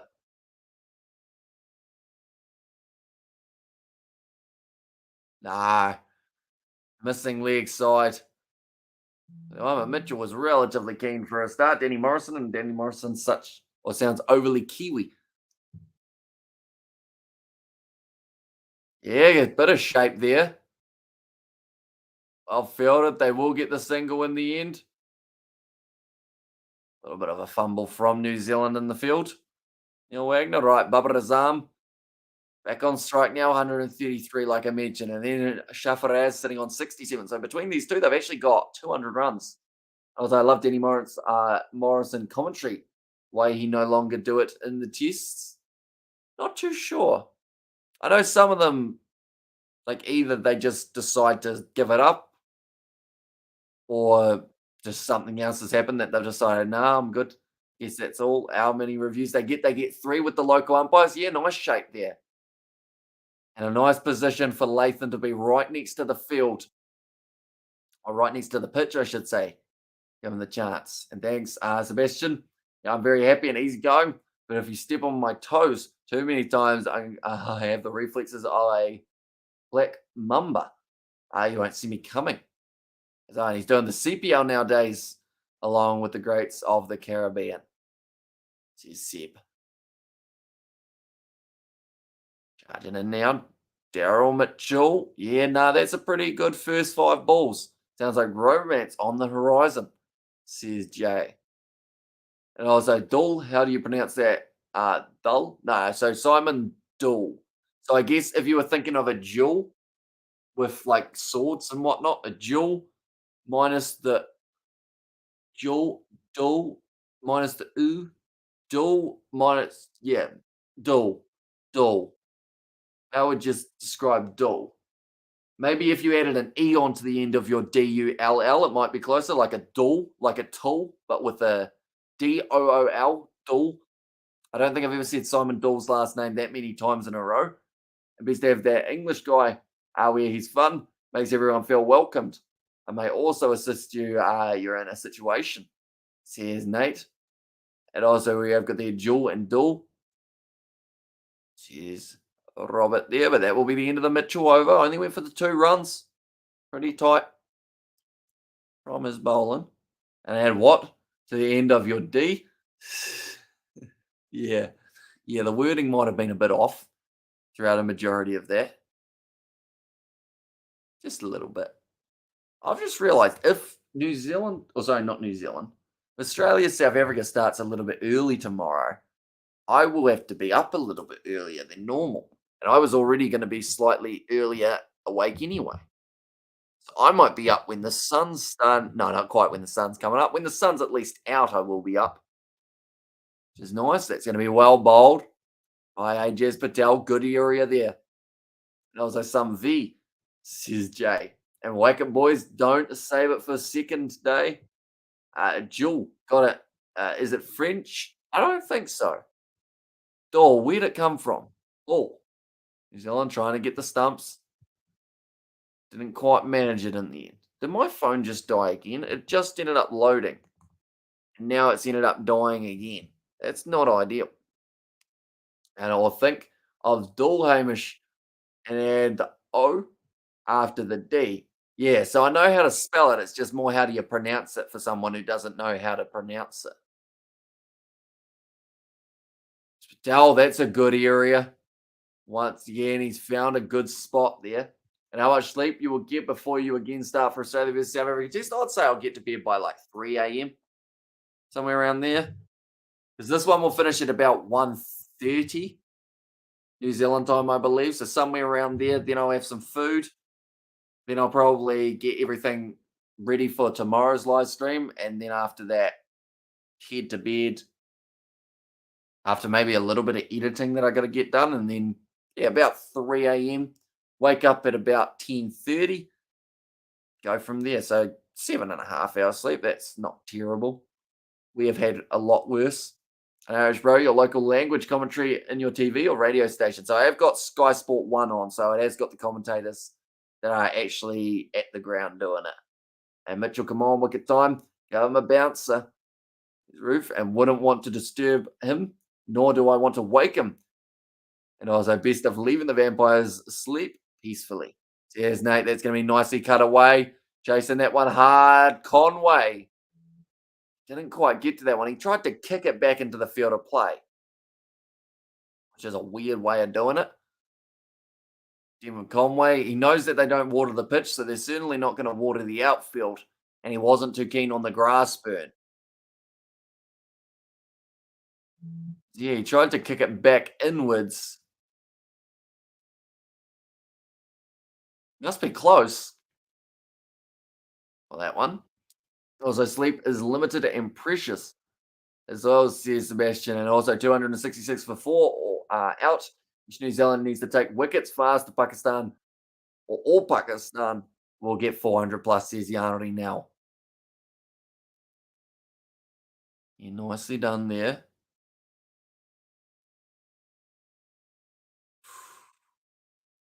I think that's going to be 4. They haven't actually got a painted line underneath the boundary. That's not ideal. But they're saying it's going to be moved. Is it 4? Not sure, but now they've just thrown in a random ad, so we're not actually going to get to see whether or not Babar Azam gets it as a 4. It's the end of the over, and he's still on 133. They gave it as a single, did they? No, that must be the next over starting for Daryl Mitchell. Okay, Sky's a little bit behind. They decided to chuck in a couple more ads. And then also we get their bowl. Has not touched the rope, says coding. Although they normally base it off with it being underneath. So pretty much if it is moved and then it still rolls onto where it was, that is also considered as a boundary.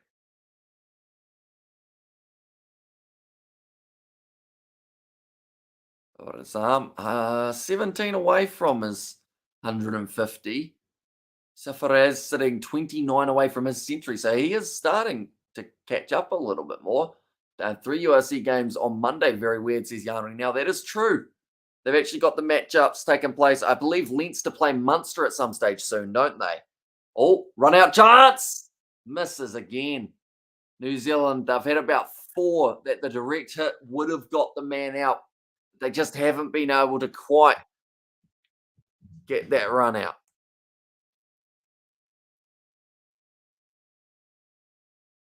Gonna go like this, go like that. I'm just gonna quickly check to see when the next URC is gonna be. Yeah, Wagner. Close. Might have just been there though. Yeah, he would have been safe by a little margin. He's only scored about 20 runs in his last 100 balls. Yeah, he slowed down massively. I'm sure once he speeds up, Jay, you know exactly who's going to visit us in the chat once again to tell us how good he is. There it is, the URC. I have to use my phone from this angle because my cable's not actually long enough to have it anywhere else. So, yeah, Munster versus Leinster is taking place in 8 hours' time. I would have loved to be able to do that game, but I will need to sleep, unfortunately. So that will be a bit different. So Babar Azam was complaining to Daryl Mitchell that he got in his way, but Daryl Mitchell didn't move. But I feel like Babar Azam wasn't really having the best argument there. And did you and George create yourselves? FIFA 23, we didn't. That would take a lot of effort. And even going through like settings and whatnot, George gets bored. So you got to keep it nice and short and sweet. And whatever happened to Hamish Spencer? Says Robert, you could ask Sebastian. Him and Hamish Spencer had a bit of a conflicted relationship. how they did clash a little bit more than do people normally would. It's a good way of describing it, isn't it, Sebastian? Shot. Babar Azam, that's going to race to the boundary, and that will move him up to 138 now. And Mitchell looks like a rugby player. He is tough. Oh, he is a tough built. Yeah, he's solid enough, Daryl Mitchell. Looks like he has plenty of strength to him. And Lowell says, Jay there, to put it politely, a F off, says Sebastian. Yeah, I think it's Dragons versus Cardiff, then Ospreys versus Scarlets, then Leinster versus Munster. Do New Zealand get a wicket? Says Nate. I hope we get to see one because we have currently been going for an hour and 30 minutes and we've seen a half chance that was put down. We've seen a couple run out chances for the Kiwis. Just to see one wicket would be quite nice, just to know that they're still fighting hard in this game. It would have been a close LBW had it gone past the bat. It's going to be the end of the 77th over, 276 for 4. So currently only 13 overs left of the day. They get through all of those, they would have been doing pretty well. Normally in Pakistan, definitely throughout their English Test series, they did end up losing a few overs every day, I believe it was. Just due to the bad light. That was a big yawn. Yeah, New Zealand, it'd be nice to see them take a wicket. Or it'd be nice to see either Sarfaraz get us 100 or Babar Azam get us 150, just to give us some sort of milestone. A little bit more than Sarfaraz getting the 50. Yes, Patel. Back into the bowling attack now. And also all Test and ODI happening in same venue, Karachi. That's so odd, says Coding. And South Africa really not doing good in cricket at the moment. 189 all out, and Australia 45 for 1 out as well. Says Young now New Zealand need Jay to play, show them how to take wickets. Says Robert. And still my least favourite bloke is Hamish Spencer, even after making the likes of Morse or meeting Sharkbrain Shish. Oh, it was close. Once again, nicely done by Sarfaraz. Pakistan should declare they are doing if all else at the moment, says Jay. I think that was the fear of a lot of people for this test match was going to be once again they are batting on an extremely flat surface. Like, don't get me wrong, there's been a bit of spin in it for the spinners, but it does seem like once two batsmen are in, it's just they'll just be in for a long, long time till they make the mistake. And I get slapped, mate.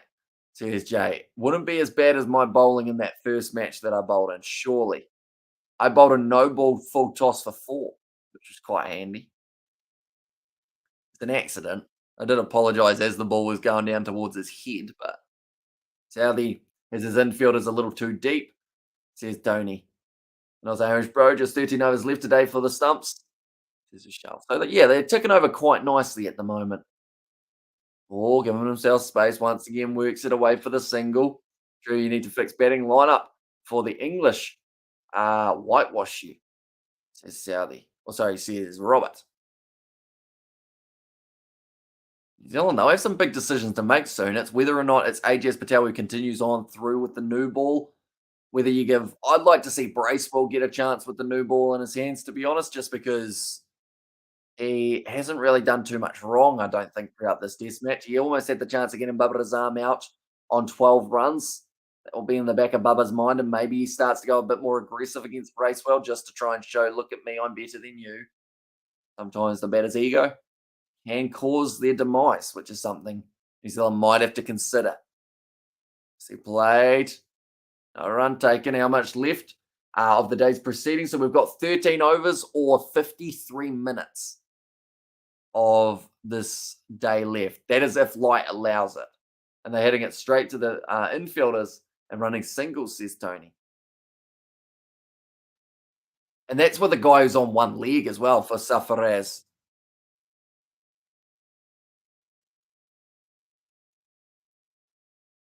They're just showing England's tactics was to rub the ball on Jack Leach's head because he got a bit of sweat going under there. Cheers, Hamish and Rob. Cheers, Sebastian. No worries. You'll be feeling tired, won't you, Sebastian, if you've been up all day watching the cricket? or we see Sodi in this match, or he will carry drinks in the next one. He's been bowling. He's just been bowling badly. Been going at 5 and over. A little bit more pitched up. They considered the single down to Southey. Yeah, end of another over. 279 for 4. Oh, yeah, I was going to text my uncle, wasn't I, and see if he's watching the cricket currently or if he's asleep. So the reason I think he might still be up is because he's actually from Australia. He's come over for a holiday. So we'll go like this. We'll go like this. I don't even know if he uses his messenger. Is anyone online? See group members. We'll go to here. And we'll message him. I don't know if he'll still be awake, to be honest.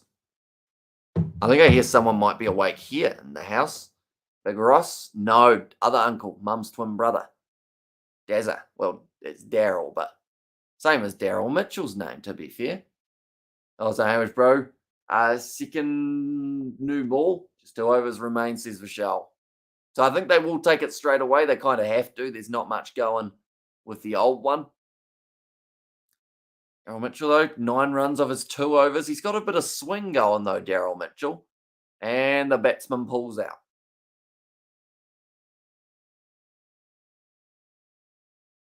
Then he said someone said a word and he could hear it. He pulled out of that one. And also, it's so sad, New Zealand or South Africa have won a T20 or ODI Cup trophy. Says Yanni now, and same doing magic, or some doing magic. Yeah, and with New Zealand new ball. After I just hope we see 1 wicket throughout this period that I'm going to be watching. So that's 2.5 hours to not see a wicket and not see a huge amount of runs either. Feels like I've jinxed them big time. Just showing the 100 shot for Babar Azam, 6 runs. Was able to get there with a beautiful 6. Babar Azam scored a 28th century in international cricket today. For the first time, he reached the milestone with a 6. There you go. So he decided to be a bit more aggressive this time, Babar Azam. In pastimes, a little bit dragged down there from Daryl Mitchell. They're going to take 2 runs here, though. Sarfaraz. Hard between the wickets, even on one leg. Still able to get through for the 2. I don't see him fielding too much, Sarfaraz, if he can't walk tomorrow, because if it's feeling painful now, it's going to feel even worse tomorrow when he has to try and put weight on it.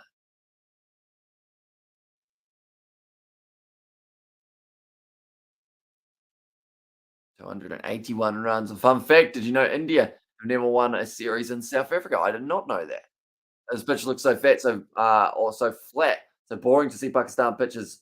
Always disappoints, says Coding. And yeah, it does make it, I guess, slightly more difficult to get enthralled in these test matches that happen in Pakistan. Like, I'll be honest, first England versus Pakistan match, I was extremely excited for. We covered the first day on the channel.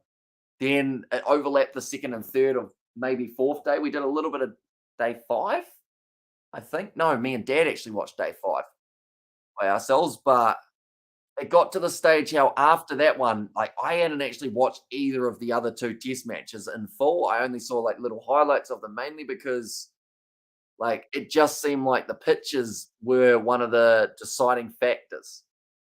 And they were just not quite up to scratch, unfortunately. Oh, it's off the edge. Babar Azam is going to race to the boundary. That now moves them up to 143 runs. Daryl Mitchell, he's forcing errors from Pakistan, but unfortunately with the field that they've got set, it does lead to boundary after boundary at the moment. Get in the edge. No first slip and play for New Zealand. Daryl Mitchell disappointed. So we have got there. Do you think test matches should be scrapped because it's so bad? No, I don't think so, because a lot of people only watch cricket for test matches. Like, yes, you can say to an extent the franchise stuff, the IPL, BBL, all those ones, T20 World Cups and everything bring in the more money.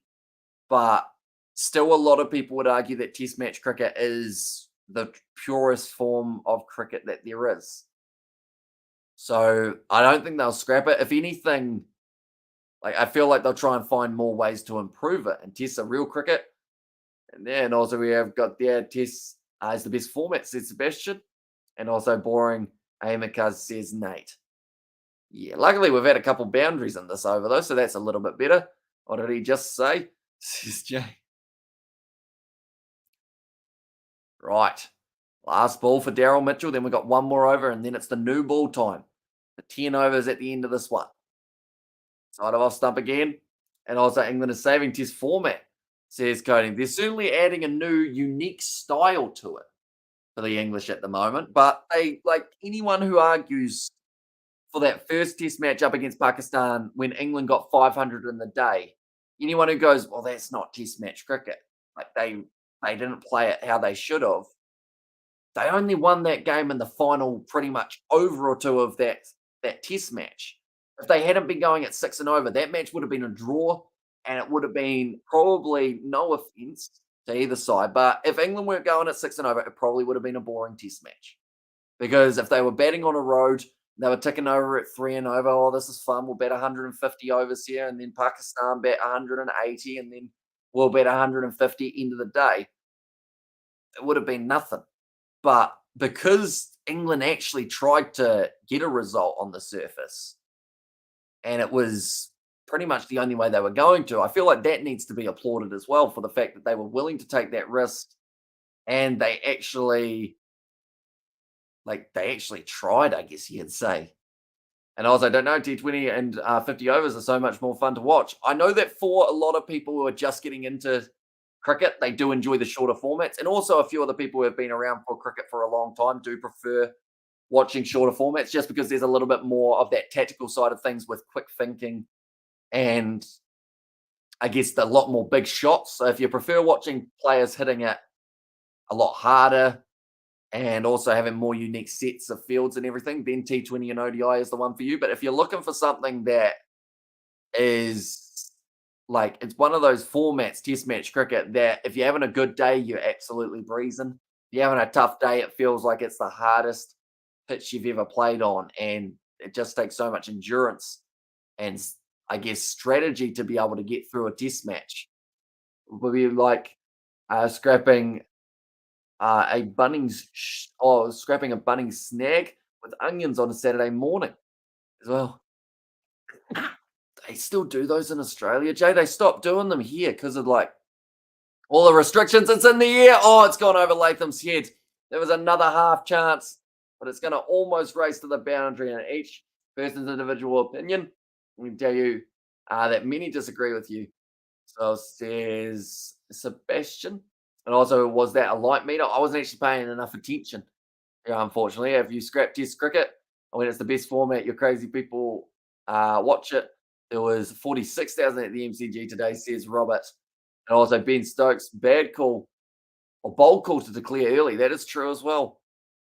Willing to take on the risk, the bunting snag in New Zealand, start riots. Yeah, I know they got rid of them for a bit. Hopefully, they're back now because they used to be, like, don't get me wrong, like, there are probably better sausages and bread out there, but it's the convenience of a bunning snag that just you go for the environment rather than the snag, don't you? You go for a nice chilled out chat, person behind the counter going, "G'day, how's the farm life in town going?" Maybe not in town, in the country. Oh, so was it a little device? Says Robert. Not real good there, bro. Catch the ball. Yeah, just went a little bit over the top of him there with the sweep shot. New Zealand half chances, I think, is a good way of summarizing their day. And also, did you have a local barbecue and a local Bunnings? Or do we have? Nah, we got one 30 minutes up the road. And I don't think Bunnings Warehouse did them as often, but Mitre 10 had a nice little stand outside where you could get a saucy and some bread. Maybe the Bunnings up the road a little bit further, actually, you can actually get the snag. Or you used to be able to get it. Oh, so yeah, it looked like a light meter. Yep, it is a light meter. Putting it on the stumps, checking the light. Is it all right to continue, Mr. Umpire Man? What are we deciding here? Surely it's... Oh, Okay, the new ball's been taken, maybe just me, because I'm so used to watching South Africa dominating ODI formats for decades and having the best win percentage is the Army now. Right, the new ball taken. Now New Zealand has some decisions to make. Who's going to be bowling? How many overs do you give them? You've got 10 overs left of the day, but I would say if the light meter's out already, it's probably going to be more than likely 5 overs maximum here. And come on, get your Kiwi lads Bunnings snag. $3 with onions and sauce, says Jay. Well, that's the thing. When back in the day, you might know Johnny Blaze, Jay Hayes, pretty much back in the day. Whoopsies, dropped something. Johnny Blaze, he gave us a Chiefs kit way back in the day. This is when we had like 1,000 subscribers, somewhere around there. So I actually sent him a Bunnings gift card. So that, it was supposed to be theoretically for the Bunnings snags, but I knew that they wouldn't actually do Bunnings snags with a gift card. So it was pretty much so that he could buy something from Bunnings instead, just as a thank you. I think it was his birthday as well. So that worked out quite well. So Johnny Blaze. Southey taking the red cherry, says coding. And also we have got their do-gooders attacked the sausage and bread. Someone slipped on a piece of onion. Common sense. One in the end. That's going to be wide from Southey. Slapped out through the cover region. They'll take the 2 runs easy peasy. Yeah, I remember Johnny says it was there from Robert, and also new ball and $3. What a ripoff. And that's a kind-hearted fella, says Nuzzy Williams. And also we have got there now. That's $2 Australian cheap, says Jay. And the good news is normally with a Bunnings snag, it's going to some sort of good cause, whether that's like a kids sports team or a like trip for someone or a charity. It's like pretty good. And the end that you give them the money. Now, once again, nicely done. New Zealand got 2 slips at the moment, but I don't think it's going to carry to either of them. That one swung big time. Are Pakistan batting well, or is it a road, says Jay Woods. Right, this one's one that probably will cause arguments because depending on, of course, if you're going for Pakistan, you'll say they're batting well. If you're going for New Zealand, you'll say they're batting on a road. I think it's a little bit of both. It doesn't look like there's a lot in it for the bowlers on the surface. We'll probably see Pakistan, though, make the most of the conditions, seeing as they have played up against England in these type of conditions before. But I would say, that's close for Southey. It's not going to be given. Maybe hit outside the line, but Southey might appeal this one because the ball has normally stayed low. Yep, goes straight upstairs. World Cup is bad luck for South Africa. They should have won 3 or more World Cups every time the competition, or because of corruption and cheating, they never could get it, says Yandri now. Although the most recent one, I know that people were saying it was corruption, but it was just the fact that it rained. And then people were saying like, nah, they put their games on a day that they knew it was going to rain, even though the schedule was done 2 years in advance. But nah, it was on the day that it rained because they didn't want South Africa to win it. I did actually hear that quite a few times. This looks like it's going to be hitting outside of the, actually, nah, maybe not. Might be umpire's call for the angle there. He was stepping across, bowler swinging early, then straightening. Does he get the bat on it? It's a flat line. This is, see, that's umpire's call for line here, I would say. Umpire's call for impact coming on. It's the Reds. The review's retained, but it's going to stay as on-field decision of not out because it's umpire's call for impact. If it was given out, it would have stayed as out. Because it wasn't given as out, Tim Southey not able to get that one. I think he's pretty disappointed in the umpire there. See, that rule I've always never understood because you get 2 reds in that one, or you at least get your red of hitting. And also, this is live cheating. This is out. This umpire call is so overrated. Umpire, you suck, says Jay. Yeah, it's not the best call we've ever seen. That was closer, but he hit it onto his pad that time. Kiwis robbed there, says Tony. See, I always felt, I don't know whether this is just me, but if it's umpire's call for impact, if it's still umpire's call for hitting, I would understand if it's umpire's call. But if it becomes a red for hitting and it's only umpire's call for impact, I feel like that hitting should overrule it, if that makes sense. But it's not out. Another damn it, says Sebastian. Going to order pizza, make sure it's an exciting experience there. Hamish, triple cheese with pineapple and some garlic. Mexican beef with jalapeno and peppers hot. Sounds like a tasty treat, doesn't it? An umpire should be sacked. That was out, says Robert there. So I think the umpire, the reason he didn't give it out, I believe, was he thought that it was outside of the line, which I guess I can understand to an extent, seeing as it was down to umpire's call. But yeah, it's a tough one for them. And I was hitting on stump halfway up, says Tony. And these Pakistan umpires were so poor. In England series also, it's going to be Pakistan day today. Upper hand, Bubba Boom, as well. Great batsman. That makes sense, Amish. But we're used to having to see three reds, says Sebastian. And the leg side, Blundell's missed as well. So that's going to be buys against the Kiwis. And looks like that ball's going to almost roll all the way. Nicely cut off by Sodhi in the deep. It's going to be the end of the over, is it? Yes, it is. 296 for 4, is it? That what we're up to? Yep, 296 for 4 now. Andrew Seb, says Robert there as well. Right, now the question is who's going to be at the other end? And also enjoy that gooey melted cheese. Beautiful. Yep, just ordered Americana with extra cheese. Oh. Tell you what, I had pizza the other day. It was quite a sad experience for the chips anyway, because I accidentally dropped them in the gutter and it had been raining, so they pretty much just got soaked with gutter water. So I couldn't eat them. Very sad news. Definitely because I had to wait a good 5 minutes to get across the road to be able to actually get them. Mainly because I was at a stop sign and had to turn right on the main stretch. Are you excited for Super Rugby? Almost starting? I am.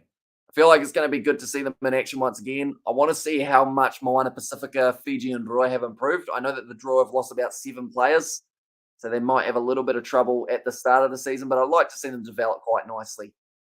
Virgin Bro DRS was sometime given wrong decision, says Vishal there. But yeah. I can confirm I didn't eat those gutter chips, but I did eat the pizza and it was all right, so I won't complain there. That's going to be a single taken. Just goes through the legs of the fielder and close, Henry Nichols. Another one taken by Pakistan. Now that the sun is starting to get a little bit closer to lower and getting closer to set, they've got 35 minutes left that they can use of this session. New Zealand yet to pick up a wicket. I think I might be their bad luck charm, actually, although they were having a pretty decent second session before I hopped in as well. LZG, you sound like a groovy kind of guy. Strange, but true indeed, says Roof. I feel like strange but true is exactly how I would describe Jay. And probably how Jay would describe me as well. You know, if there's a truth that needs to be said, Jay Hayes will say it without hesitation.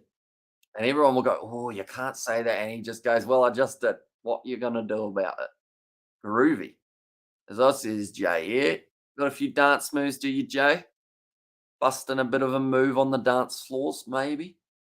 Babar Azam, 5 off his 150. I'd like to close this one in before the day is over. Bowling in by Ajaz Patel. So the question of whether or not he would continue the bowling when it did end up with the new ball. Prove your groove, Master Hayes, says Sebastian. And also would have been disappointing dropping hot chips. Yeah. Straight in the gutter. Advancing. Hit in the air. Babar Azam. I got a bit of that one. And that's going to be the 4 runs. And also, we look at that Hamish is that bloke with the big right arm. True. So they do look different size, don't they? So what, 2023, aim for the Kiwi lads is going to be to get that left arm just as big as the right, even though actually we might try and make the right arm a bit bigger and then make the left arm the same size as that. So the right arm's not exactly huge at the moment, unless you see it from this angle, then it looks a bit bigger. Right, that's 150 for Babar Azam. Well batted. Woo! That didn't sound very enthusiastic, did it?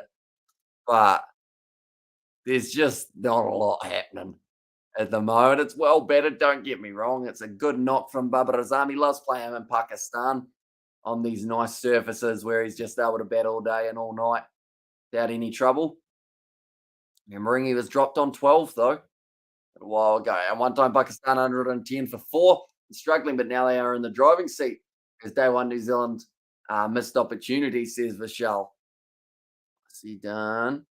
Also, Mitchell's got a WWE Raw wrestler body. Solid as a rock. And Babar Azam 150, says Nate. That will be the end of another over. 82 overs down now. It's got a cocktail, though. Have you had to describe Jay Groovy Strange True? Says Sebastian. Yeah, nice little mixer. Mm. I don't know how people would describe me. And I don't know if I want to know how people would describe me in 3 words. I feel like it would be concerning. Tell you what, person who gets the best 3 words to describe myself. Different 3 words. What do we got? I feel like weird's got to be one of them. If weird's not, I'm going to be disappointed. At least green pitches are far more entertaining than these pitches, says Coding. And a poisonous one, but the sounds of it, Sip, is Jay. It's got to be weird. Big right up. Yeah, all right. Yeah, and then I bet you if it there you go, bigger right arm. And then if it wasn't allowed to be about the right arm, it would be smaller left arm, wouldn't it? Ash, bro. If Mitchell is sleeping today and mind that catch, positive energy filler as well, says Nazi Williams. I mean, I guess I'd take positive energy filler or fella, I think that is. And I was looking at their weird right arm. Yeah, no, it's not that weird. It's peeling at the moment, Jay. I've reached that point of the sunburn where now it's like my arm's trying to fall off, but that's all right. And yeah, Jay Groovy, moves and groovy, baby. Austin Powers, let's get some groovy bowling going there. Nicely done by Southey. Bit of grooviness to that delivery. Bit of a way swing. I look down at my arms again. They do look weird at the moment because of the cut where you can see the sunburn, but it's actually turning into tan, which is quite handy. I look a little bit less pale, which is always nice. These are tissues to blow my nose, Jay. Calm down. The right arm ain't getting any bigger yet.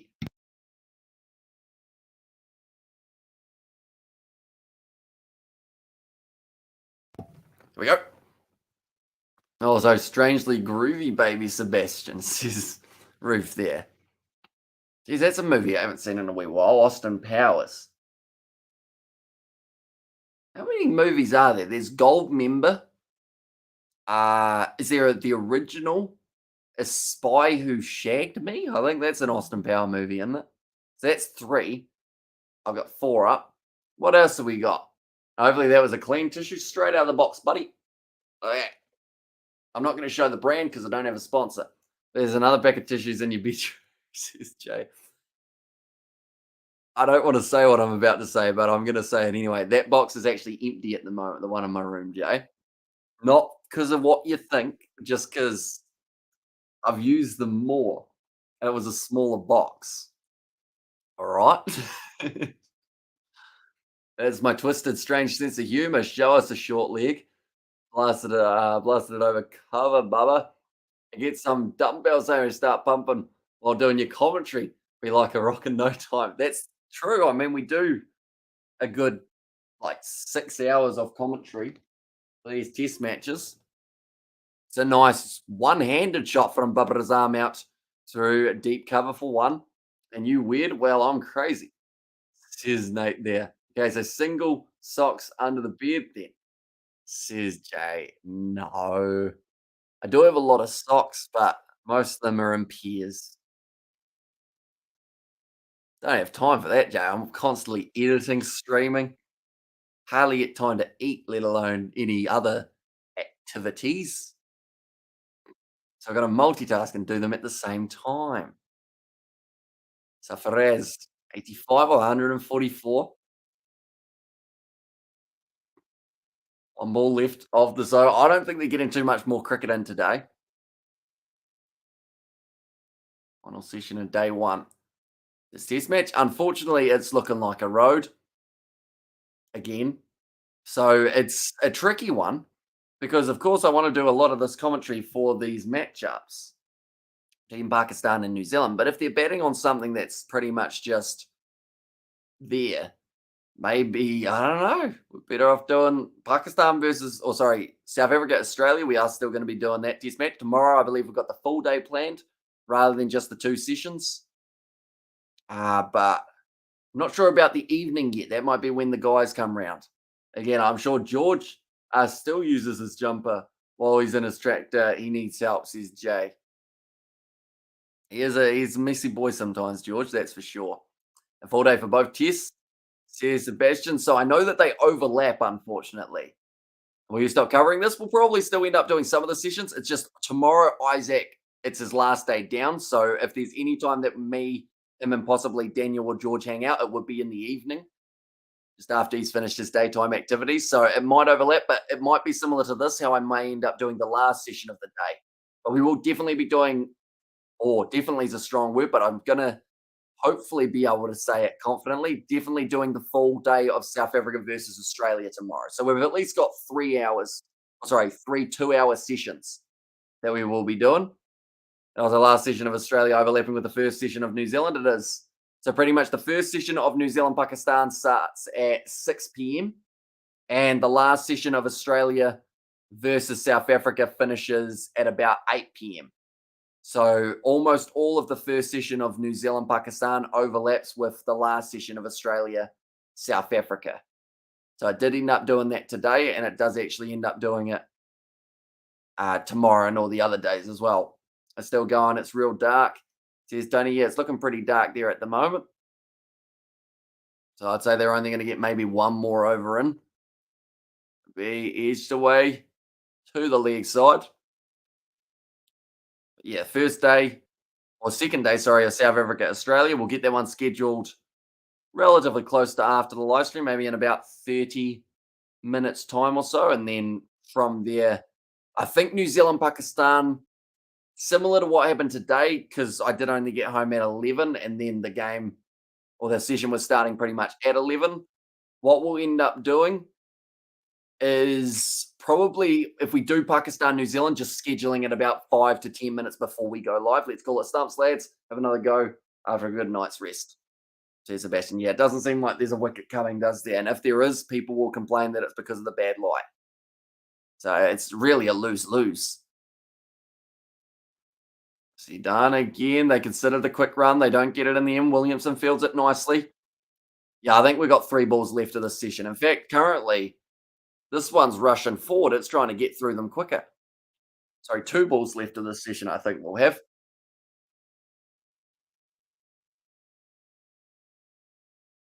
The new ball, it's only 4 overs deep at this point.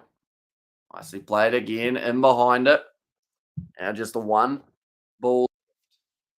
And then I think it's dark enough. They might get 1 more in after this if they're really pushing for it, but I don't think they'll be too keen to risk that.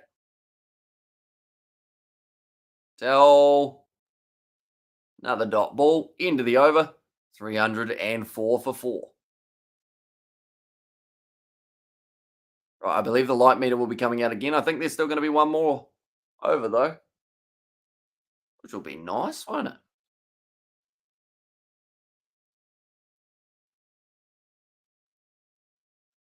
We've got an ad at the moment. There's someone rowing. I need to get the rowing machine put back together in my room. So I put it apart, and bad light helps for New Zealand. So tired players now, says Vishal, and also there's still 6 overs to go. They won't get through those 6 though, coding. Just due to bad light. It looks like maybe they've only got 2. They had the light meters out earlier on, and I don't think there's going to be enough time to get through all of them. And they're mental. They're allowing pace bowling in this poor light, says Sebastian. Yeah, so theoretically, if Southey can still bowl, that means we're still probably another 2 overs away from bad light stopping play. After this, and I was aware that Faraz is going to be a handful after this. He certainly is going to be enjoying it. And I'm back, says Amelia. Welcome back. Hope you're doing well. Short ball from Southey. I said that Tim Southey into his 19th over has it. He's kept his pace, but what pace is that? Because Southey normally only bowls at about 125 anyway. So, yeah. And if you hide him, Gareth, and Southey not that quick, Ferguson would be a different story, says Tony.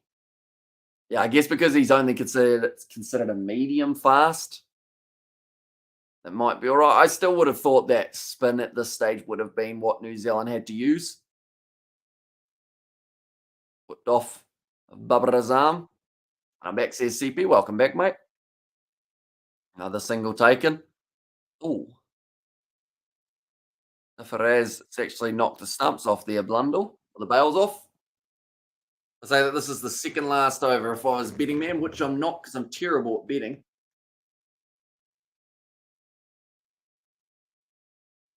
I think I said New Zealand. What did I say was going to be the result of the first test? I think I said Pakistan win the first, then we'll see a draw, and then we might see another draw, or New Zealand win the last.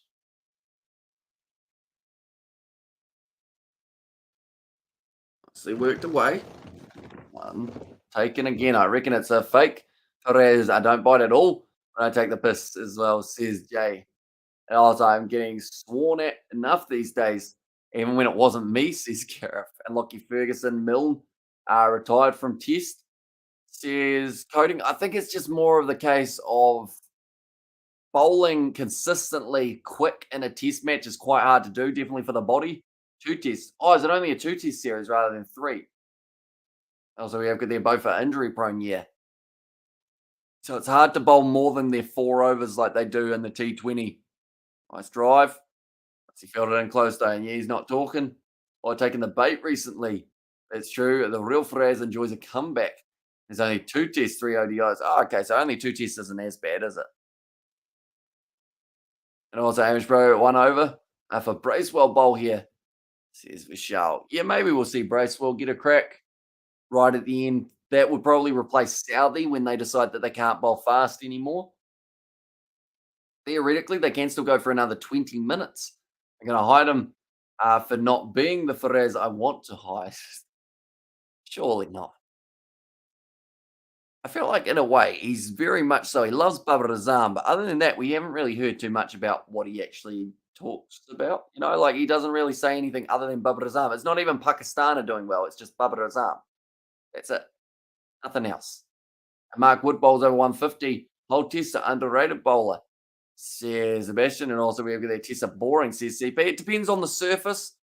Like Australia, South Africa, I would say has been a pretty entertaining first day. Very slow over rate. Don't get me wrong. They needed to speed that up a little bit. But yeah, I'd say pretty entertaining day of Test match cricket overall. Some very strong batting from South Africa in that middle combination with Verena and also, I believe it was Marco Janssen, but then some very good bowling from Australia. Will be streaming the Black Clash? When is that taking place, CP? I think it's soon, isn't it? Isn't it like the 4th of January or something like that? Or is it actually a little bit sooner than that? I don't know if we'll be streaming it, mainly because there's probably a lot of ways of being able to watch it anyway. Around New Zealand, it will be on TVNZ, so free to air TV. I was a CP, says Jay. Right. I think the ball is getting checked out here. It just slides through. Tell you what, if the new ball's already wonky after only 5 overs, that's a bit of a concern, isn't it, for the manufacturers? Al Patel looks like he's going to be bowling again, and Bubba not seeing the ball early, says Tony. It's on the 20th of January. Oh, okay, so it's actually a little way away, isn't it? For some reason, I thought 4th. Maybe that's actually, no, sorry, that's when South Africa, Australia's second test has taken place. That's a nice drive of the ball. Well fielded by Sodhi.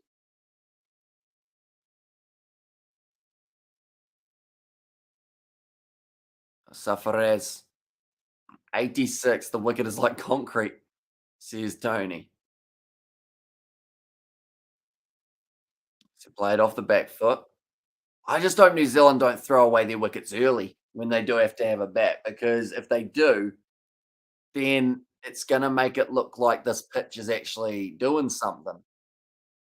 But it depends on how New Zealand are dismissed, I guess, will depend on what it's like and how people see this wicket. And Bubba bats so slowly, he's basically a walking draw. Says Gareth, oh, wicket. Sarfaraz, or Sarfaraz, I should say, has been dismissed. Daryl Mitchell has taken that catch. Pakistan now 5-day at the end of the day. He looks like he's disappointed. Is he going to go upstairs? Okay, they're going to check this one on field instead. So this won't use up a review if it is out. We have an umpire review. Now, the question is, would it have been the same case if it was a New Zealander getting dismissed, and I don't know if it would have. As we have, then when do you think they declare? I think they need probably 500 plus on this wicket. Yep, gets the edge, carries through to Daryl. That's actually a very good catch as well. Just kept it off the ground. I don't know why they need another angle. Looks like a fair catch, yeah, is what the TRS has said. Who got out? It was Sarfaraz Ahmed who was out here. And just walk off, says Sebastian. Yep, that's a catch. Gone, says relaxing Kiwi. I think Pakistan umpires don't want to give Black Caps the wicket. And I'm back to the shed with you, says Gareth. So, is that going to be the last play of the day as well for Sarfaraz going off the field? That'll at least give New Zealand a little bit of confidence. A great catch. Did well staying low. Yeah, it was not an easy catch by any stretch of the word. Like, had to get down right next to his ankle. Ahmed now dismissed 9 fours. And that is going to be Pakistan 306 for 5. And Bubble will score 200 tomorrow and then declare. Says Saddam there. At least we've seen one wicket in this session. I guess that's one bonus. We've seen 150 brought up by Babar Azam recently. He's on 153 currently. 266 deliveries. And then we have seen now that wicket of Ahmed as well. And if Bubba makes 200, Pakistan won't win the game. Selfish, says Gareth. And also we have got there whenever Bubba scored 100, it's basically a draw, says Coding. Now it will take all day for Bubba to get to 200, says Jay Hayes. And I guess to an extent on a pitch like this, that does seem like there are runs available if you actually go for it. Maybe he should speed up a little bit more on day 2. And Stumps says relaxing Kiwis. Or relaxing Kiwi, I should say. Yeah, currently in New Zealand, for me, I've got ads. It looks like Aga is going to be making his way out to the middle now. 3 balls left. Got 350s. Best of 62. Solomon now. 91 Ks outside off stump. Edge to Daryl Mitchell with a great catch. And that's a pity. Just when my carrot, I was getting a nibble, says Gareth. And also we have got there Harry Brook, best suited for these pitches, says Coding. All right, Salman, 2 more balls. That'll take us through to 86 overs in this test match. Can Ajaz Patel sneak another wicket here right at the end? Cut away, gone straight to the man at point. A little bit of a misfield. Imagine losing another wicket, says Jay. And I was like, not Stumps. No, not quite. So a little bit longer. It might be Stumps at the end of this over, though, but I mean, he'll be disappointed there. I mean, to lose his wicket so close to the end of the day. A little bit leg side-ish. There's a bit of a yes, no. Well fielded by Conway. I believe that stayed to his no run in the end. End of the over. 306 for 5. I think they will complete 90. Says Coding. If they do, they certainly had that light meter out a lot earlier than I would have anticipated because they were checking it about a good 30 minutes ago. Daryl Mitchell, great take as well. And that's not carrot fleshing. I was reading that pardon. Sarfaraz, sorry. Getting dismissed. Getting the big tap on the back from his teammates saying, don't worry about that one, bud. Right, this has to be Bracewell. Yes, it is Michael Bracewell now. Almost had the 3rd wicket earlier on, Gareth. It's not Ginger. I think Ginger people call there's Carrot. Sebastian. And Bubba's going to get out next over. 7 down at Stumps is relaxing Kiwis. Tell you what, if that was the case, then this test match gets turned on its head again. And Beastie Boy is back. And I call mine Beckham. I think we've had this explanation before, haven't we, Gareth? About the bending. Babar Azam now on strike. 15 minutes left in the day. Big full toss from Bracewell. A loosener. Going to be whipped away off the pads. 4 runs. Cannot bowl like that to a man on 153 and expect to get away with it. Oh, they've got it now. Say to Bracewell, don't worry about that one. A little bit off there. Big full toss. Like they said, Babar Azam, he's not going to miss out on an opportunity like that. Now, Bracewell needs to bring that length back a little bit. Obviously, you don't want to be bowling full tosses back to back. Yeah, a little bit more pitched up. Oh, we've got there. How's Isaac? I miss him. Says Garvey's doing all right. We took him to KFC and the carnival and whatnot up the road. He might be coming around tomorrow, Gareth. I don't know if he'll be on a live stream, but I think he is going to be coming around before he heads back on the 28th. Yeah, hopefully. If you get a chance to hang out with him tomorrow, nicely done again. He will be in an upcoming vlog, though, Gareth, I should mention, if that footage that we filmed today does get put into one.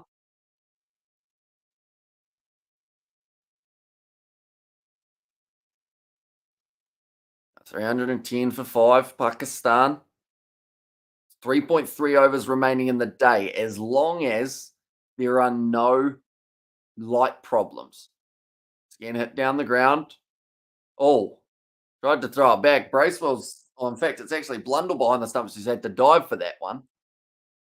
Just sorry about that one.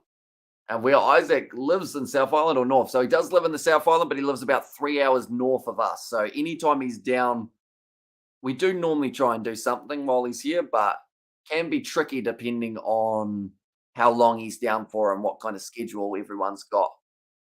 Like the fact that me, him, and George were able to hang out today, like it seemed weird that we ended the live stream for South Africa versus Australia. But other than that bowling trip that we did a few weeks ago, like it would probably be a good 4 or 5 months since last time at least 3 of us hung out. So that is why I feel like it was one of those situations that we had to kind of take the moment for what it was and go out and film some stuff, which I don't know how good the footage will be. But we'll see. Hopefully it's all right. But it's 157 runs, 1 ball left of the brace, well over. An arm ball there. But his arm picked it up early though. Was slightly shorter also. So now relay throw. No, they just decide to take the 2 runs. That will be the end of the 87th over. 312 for 5 now. The umpire's looking at the light. Are they looking to continue? It looks like they've just been told keep on going. Because neither of them seem that interested in the light, even though they were a little while ago. Now they mentioned, or at least they found out that sunset was supposed to be taking place in about an hour and 5 minutes, but I assume that would actually be 5 minutes time. He lives in George's basement. This doesn't get let out often. There's Gareth. I mean, if George had a basement, I think he would put Isaac in it. Is that weird to say? Probably. And also turns out that England's batting effort in the Ashes was decent. Proteas couldn't get to 200 after 3 innings, says Sebastian. Yeah, we actually saw Isaac came round for that second session, Sebastian. You were there. You know that. They batted well while he was here, but then after that, just third session went to absolute rubbish, didn't it? Just losing wickets flat out. Where George lived near your house, he lives about 10 minutes away from mine. And that's a 10-minute drive. Pitched up nicely. Cut straight out towards Wagner. The fact that Southey's been taken out makes me think that it's because of the pace. And don't underestimate how bad SA batting is, says Gareth. I was like, Isaac is South Africa's lucky, or South Africa's lucky charm. He is. I don't know if he'll be back tomorrow during the match, though. I don't know whether he's coming around after or before. I assume after. Because currently it's almost 1:30 here in New Zealand. I even did his Irish accent. Look at the false or the fake Irish. His Irish accent. It was kind of like it was decent at times, and then other times you couldn't tell what it was. But I feel like overall it was probably about a 6 out of 10 Irish accent. Maybe 7. Wasn't bad at all. George isn't the best at accents, unfortunately for him. He doesn't really try them too often, though. 312 for 5. 1 ball left till we get to 88 overs, and then they've only got 2 more to go if the light allows. They will be keeping a close eye on, I would think, the umpires. Nicely done once again. End of the over. Right, now it looks like the umpire is walking up to give Ajaz Patel his hat. Is he going to check the light on the way past? Or are they going to keep on going for a little bit longer? Looks like they might go for a bit longer. This is actually, it's gone longer than I thought it would. When they brought out that light meter ages ago, I thought that it was going to be done and dusted relatively quickly, but they've managed to scamper through a few more overs. I think the light, maybe the sunset has just stuck around a bit longer than they first anticipated to.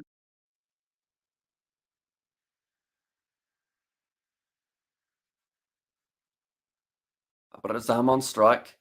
Will be Michael Bracewell again, who's bowling to him. Gone 14 overs, 2 for 58. Could have had Babar Azam out a very long time ago. It's dropped on 12. Himself the single, moves up to 160 of 273 deliveries. And the umpires are trying to aid the test there. 5 wickets falling in a day. It's not enough for a result. Says Sebastian. Also, very low watching, 24 people. That's actually more than I anticipated coding for this one. And also, I call lights 2 overs away, says Gareth. Yeah, you might as well just keep on going. Although I think once they get to a certain reading, they do have to say, no, we can't keep going. But I think they're strategically not looking at it. They're going, nah, it's close enough. Still can kind of see. And as long as Babar Azam or Salman don't complain, I think they'll keep on going. Nicely played. Another single taken. They might take 2 here. Yes, they do. They will get back for the 2. Nice running. Oh, that almost smacked Blunder in the face. But going back to that 24 people watching, I believe it's kind of an interesting one because, yes, it's the middle of the night here in New Zealand, so not too many Kiwis have stayed up to watch this. And also, it just seems to be no matter who's playing in Pakistan, there is extremely low interest. And it's not because no one likes watching Pakistan, it's that no one likes watching Pakistan in Pakistan. And that just seems to be the reality now. Is any game that takes place in Pakistan, everyone, or not everyone, but a majority of cricket fans just boycott. They go, nah, I'll catch up on the next one. And yeah, I didn't even get a notification for the stream. I think my phone picked up the word Pakistan and it heated the notification, says Gareth. But yeah, like a lot of people just don't care. Like England had a brilliant series, and I feel bad that not a lot of people got to witness it because like no one wanted to watch it, sadly. And Pakistan wickets suck, says Tony there. Another nice ball, and the crowd is almost zero.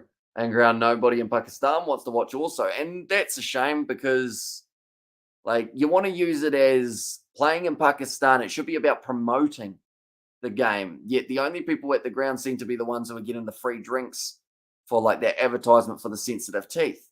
And then also the ones who drink the tea in that little box that they've got also advertising something for the sponsors. Other than that, though, not much happening. No crowd due to terrorism, I think, says Tony in there. Is it? I'm not sure if that's completely the reasoning. I think it's just also the low interest in watching them play, sadly. Babar Azam, 160 off 273. Salman sitting on 2 off 14 at the moment as well. Low numbers, which is a bit of a shame. So they got 5 minutes to get through this final over. What we thinking, ladies and gentlemen? Comment now, even though some of you will be slightly ahead of me. Wicket or no wicket in this over? It's going to be Ajaz Patel, final over of the day. 315 runs on the board. I'm going to say no wicket. That's close to a wicket. That's a wicket, maybe. It's given us out. I'm really bad at predicting things. Right. Straight away, Babar Azam has reviewed. He's reviewed it. I appreciate an edgy comment at times, says Sebastian. And also maybe they're celebrating Christmas. Oh, wait. Right. Player review for LBW. I could have literally not picked that any worse if I tried to say that it wasn't going to be a wicket. And a wicket says Tony. And I was like, Bubba, out. And wicket it is, maybe. They're going to have to check this one to see if Ajaz Patel is getting the ball to spin too much. It's impact in line. Should be hitting in line too. Yep, it would be hitting in line. Height might be a factor, and they are afraid it can happen. Last time happened when New Zealand travelled 2022. I get back to the hairdressers. Says Gareth. Right, there's a gap there. It's got to hit him. Oh, it's hit him on the thigh guard. It's quite high. Is it going to go too high, though? There's no edge on it. Original decision was out, so this needs to be less than umpire's call. Pitching in line, impact in line, and it's missing. It's gone over the top. I thought that height might be a factor. It's going to be not out. In the end, Babar Azam survives another close one. That's the excellent review from Babar Azam. As soon as he reviewed it, I think everyone knew it was going over, didn't they? It also looks plumb, says Tony. I don't think they can quite believe the luck. And Riggs, says Jay. And now he survives, says Sebastian. Right. Good ball from Ajaz Patel. I guess my no wicket might still be in play. A little bit hesitant there, Babar Azam. No way robbed again. And I was over there, lies, says Gareth. Yeah, this one's got some steep bounce, hasn't it? Impact in line, pitching in line, and then it just curled a late little bit more. I think Mitchell straight away just dropped his head on Wagner's shoulder. Is the pitch turning? Or is it completely dead? There's a little bit of turn in there. And also everything, I think Babar Azam in partnership with umpires. And also we have got their DRS is biased. And let's rig this, says Nate. And also Patel is a midget. No way it was going over, says Tony. Yeah. See, the only thing that I can think of why it went over is probably because it did hit that thigh pad. So that's my one that I was like, it's going to be probably umpire's call. But I've been missing the stumps, not just height, but also directional, I thought was a bit of a surprise. Or definitely because it's bounced pretty much on leg stump for impact. Or pitching, sorry, I should say. Also, we have got there Babar Azam and Manus. Or we left over the nukes. Or left after the nukes. And there says Gareth. Right, 2 balls left of the day here. So the next live stream, I should mention, we are going to be doing is South Africa versus Australia. We'll be setting up day 2 relatively soon. Or Ajaz Patel, a little bit of a fumble there. It will just take the single, one last ball of the day, and it will be bowling to Babar Azam. Do Pakistan winning this match? Try go for the win. I hope that they go for the win. They've got a lot of the luck on their side at the moment from the first 90 overs of the day. So if they don't take that luck and roll with it and at least try and win, I'd be pretty disappointed. Faraz practicing black magic, says Gareth. Last ball. It is going to be blocked out by Babar Azam. And that is, ladies and gentlemen, the end of day 1. Pakistan, 317 for 5. And it's going to be the end of this session. But nonetheless, like I mentioned, the next one that we are going to be doing is South Africa versus Australia, day 2. All 3 sessions on the channel tomorrow, ladies and gentlemen. The slowest run scoring session of them all just taking place. The run rate of 2.91. But thank you all very much for tuning in. If you didn't enjoy, be sure to leave a like and subscribe to the channel. Like I mentioned, we will be back tomorrow with some more test match cricket, maybe some New Zealand versus Pakistan in there. And also we have got there, well done Hamish to sit for this 10th match, says Coding. And how here's Hamish. Says Nate, cheers for the stream, mate, and cheers Hamish, says Jay. No worries at all, but thank you all very much for tuning in. And yeah, I guess I will see you all for tomorrow. South Africa versus Australia. At least we know that pitch. We'll be doing a little bit of something. It's good news for the outcome of the match. Right, we're going to go this way. We're going to sneak around past the light. We'll see you all tomorrow.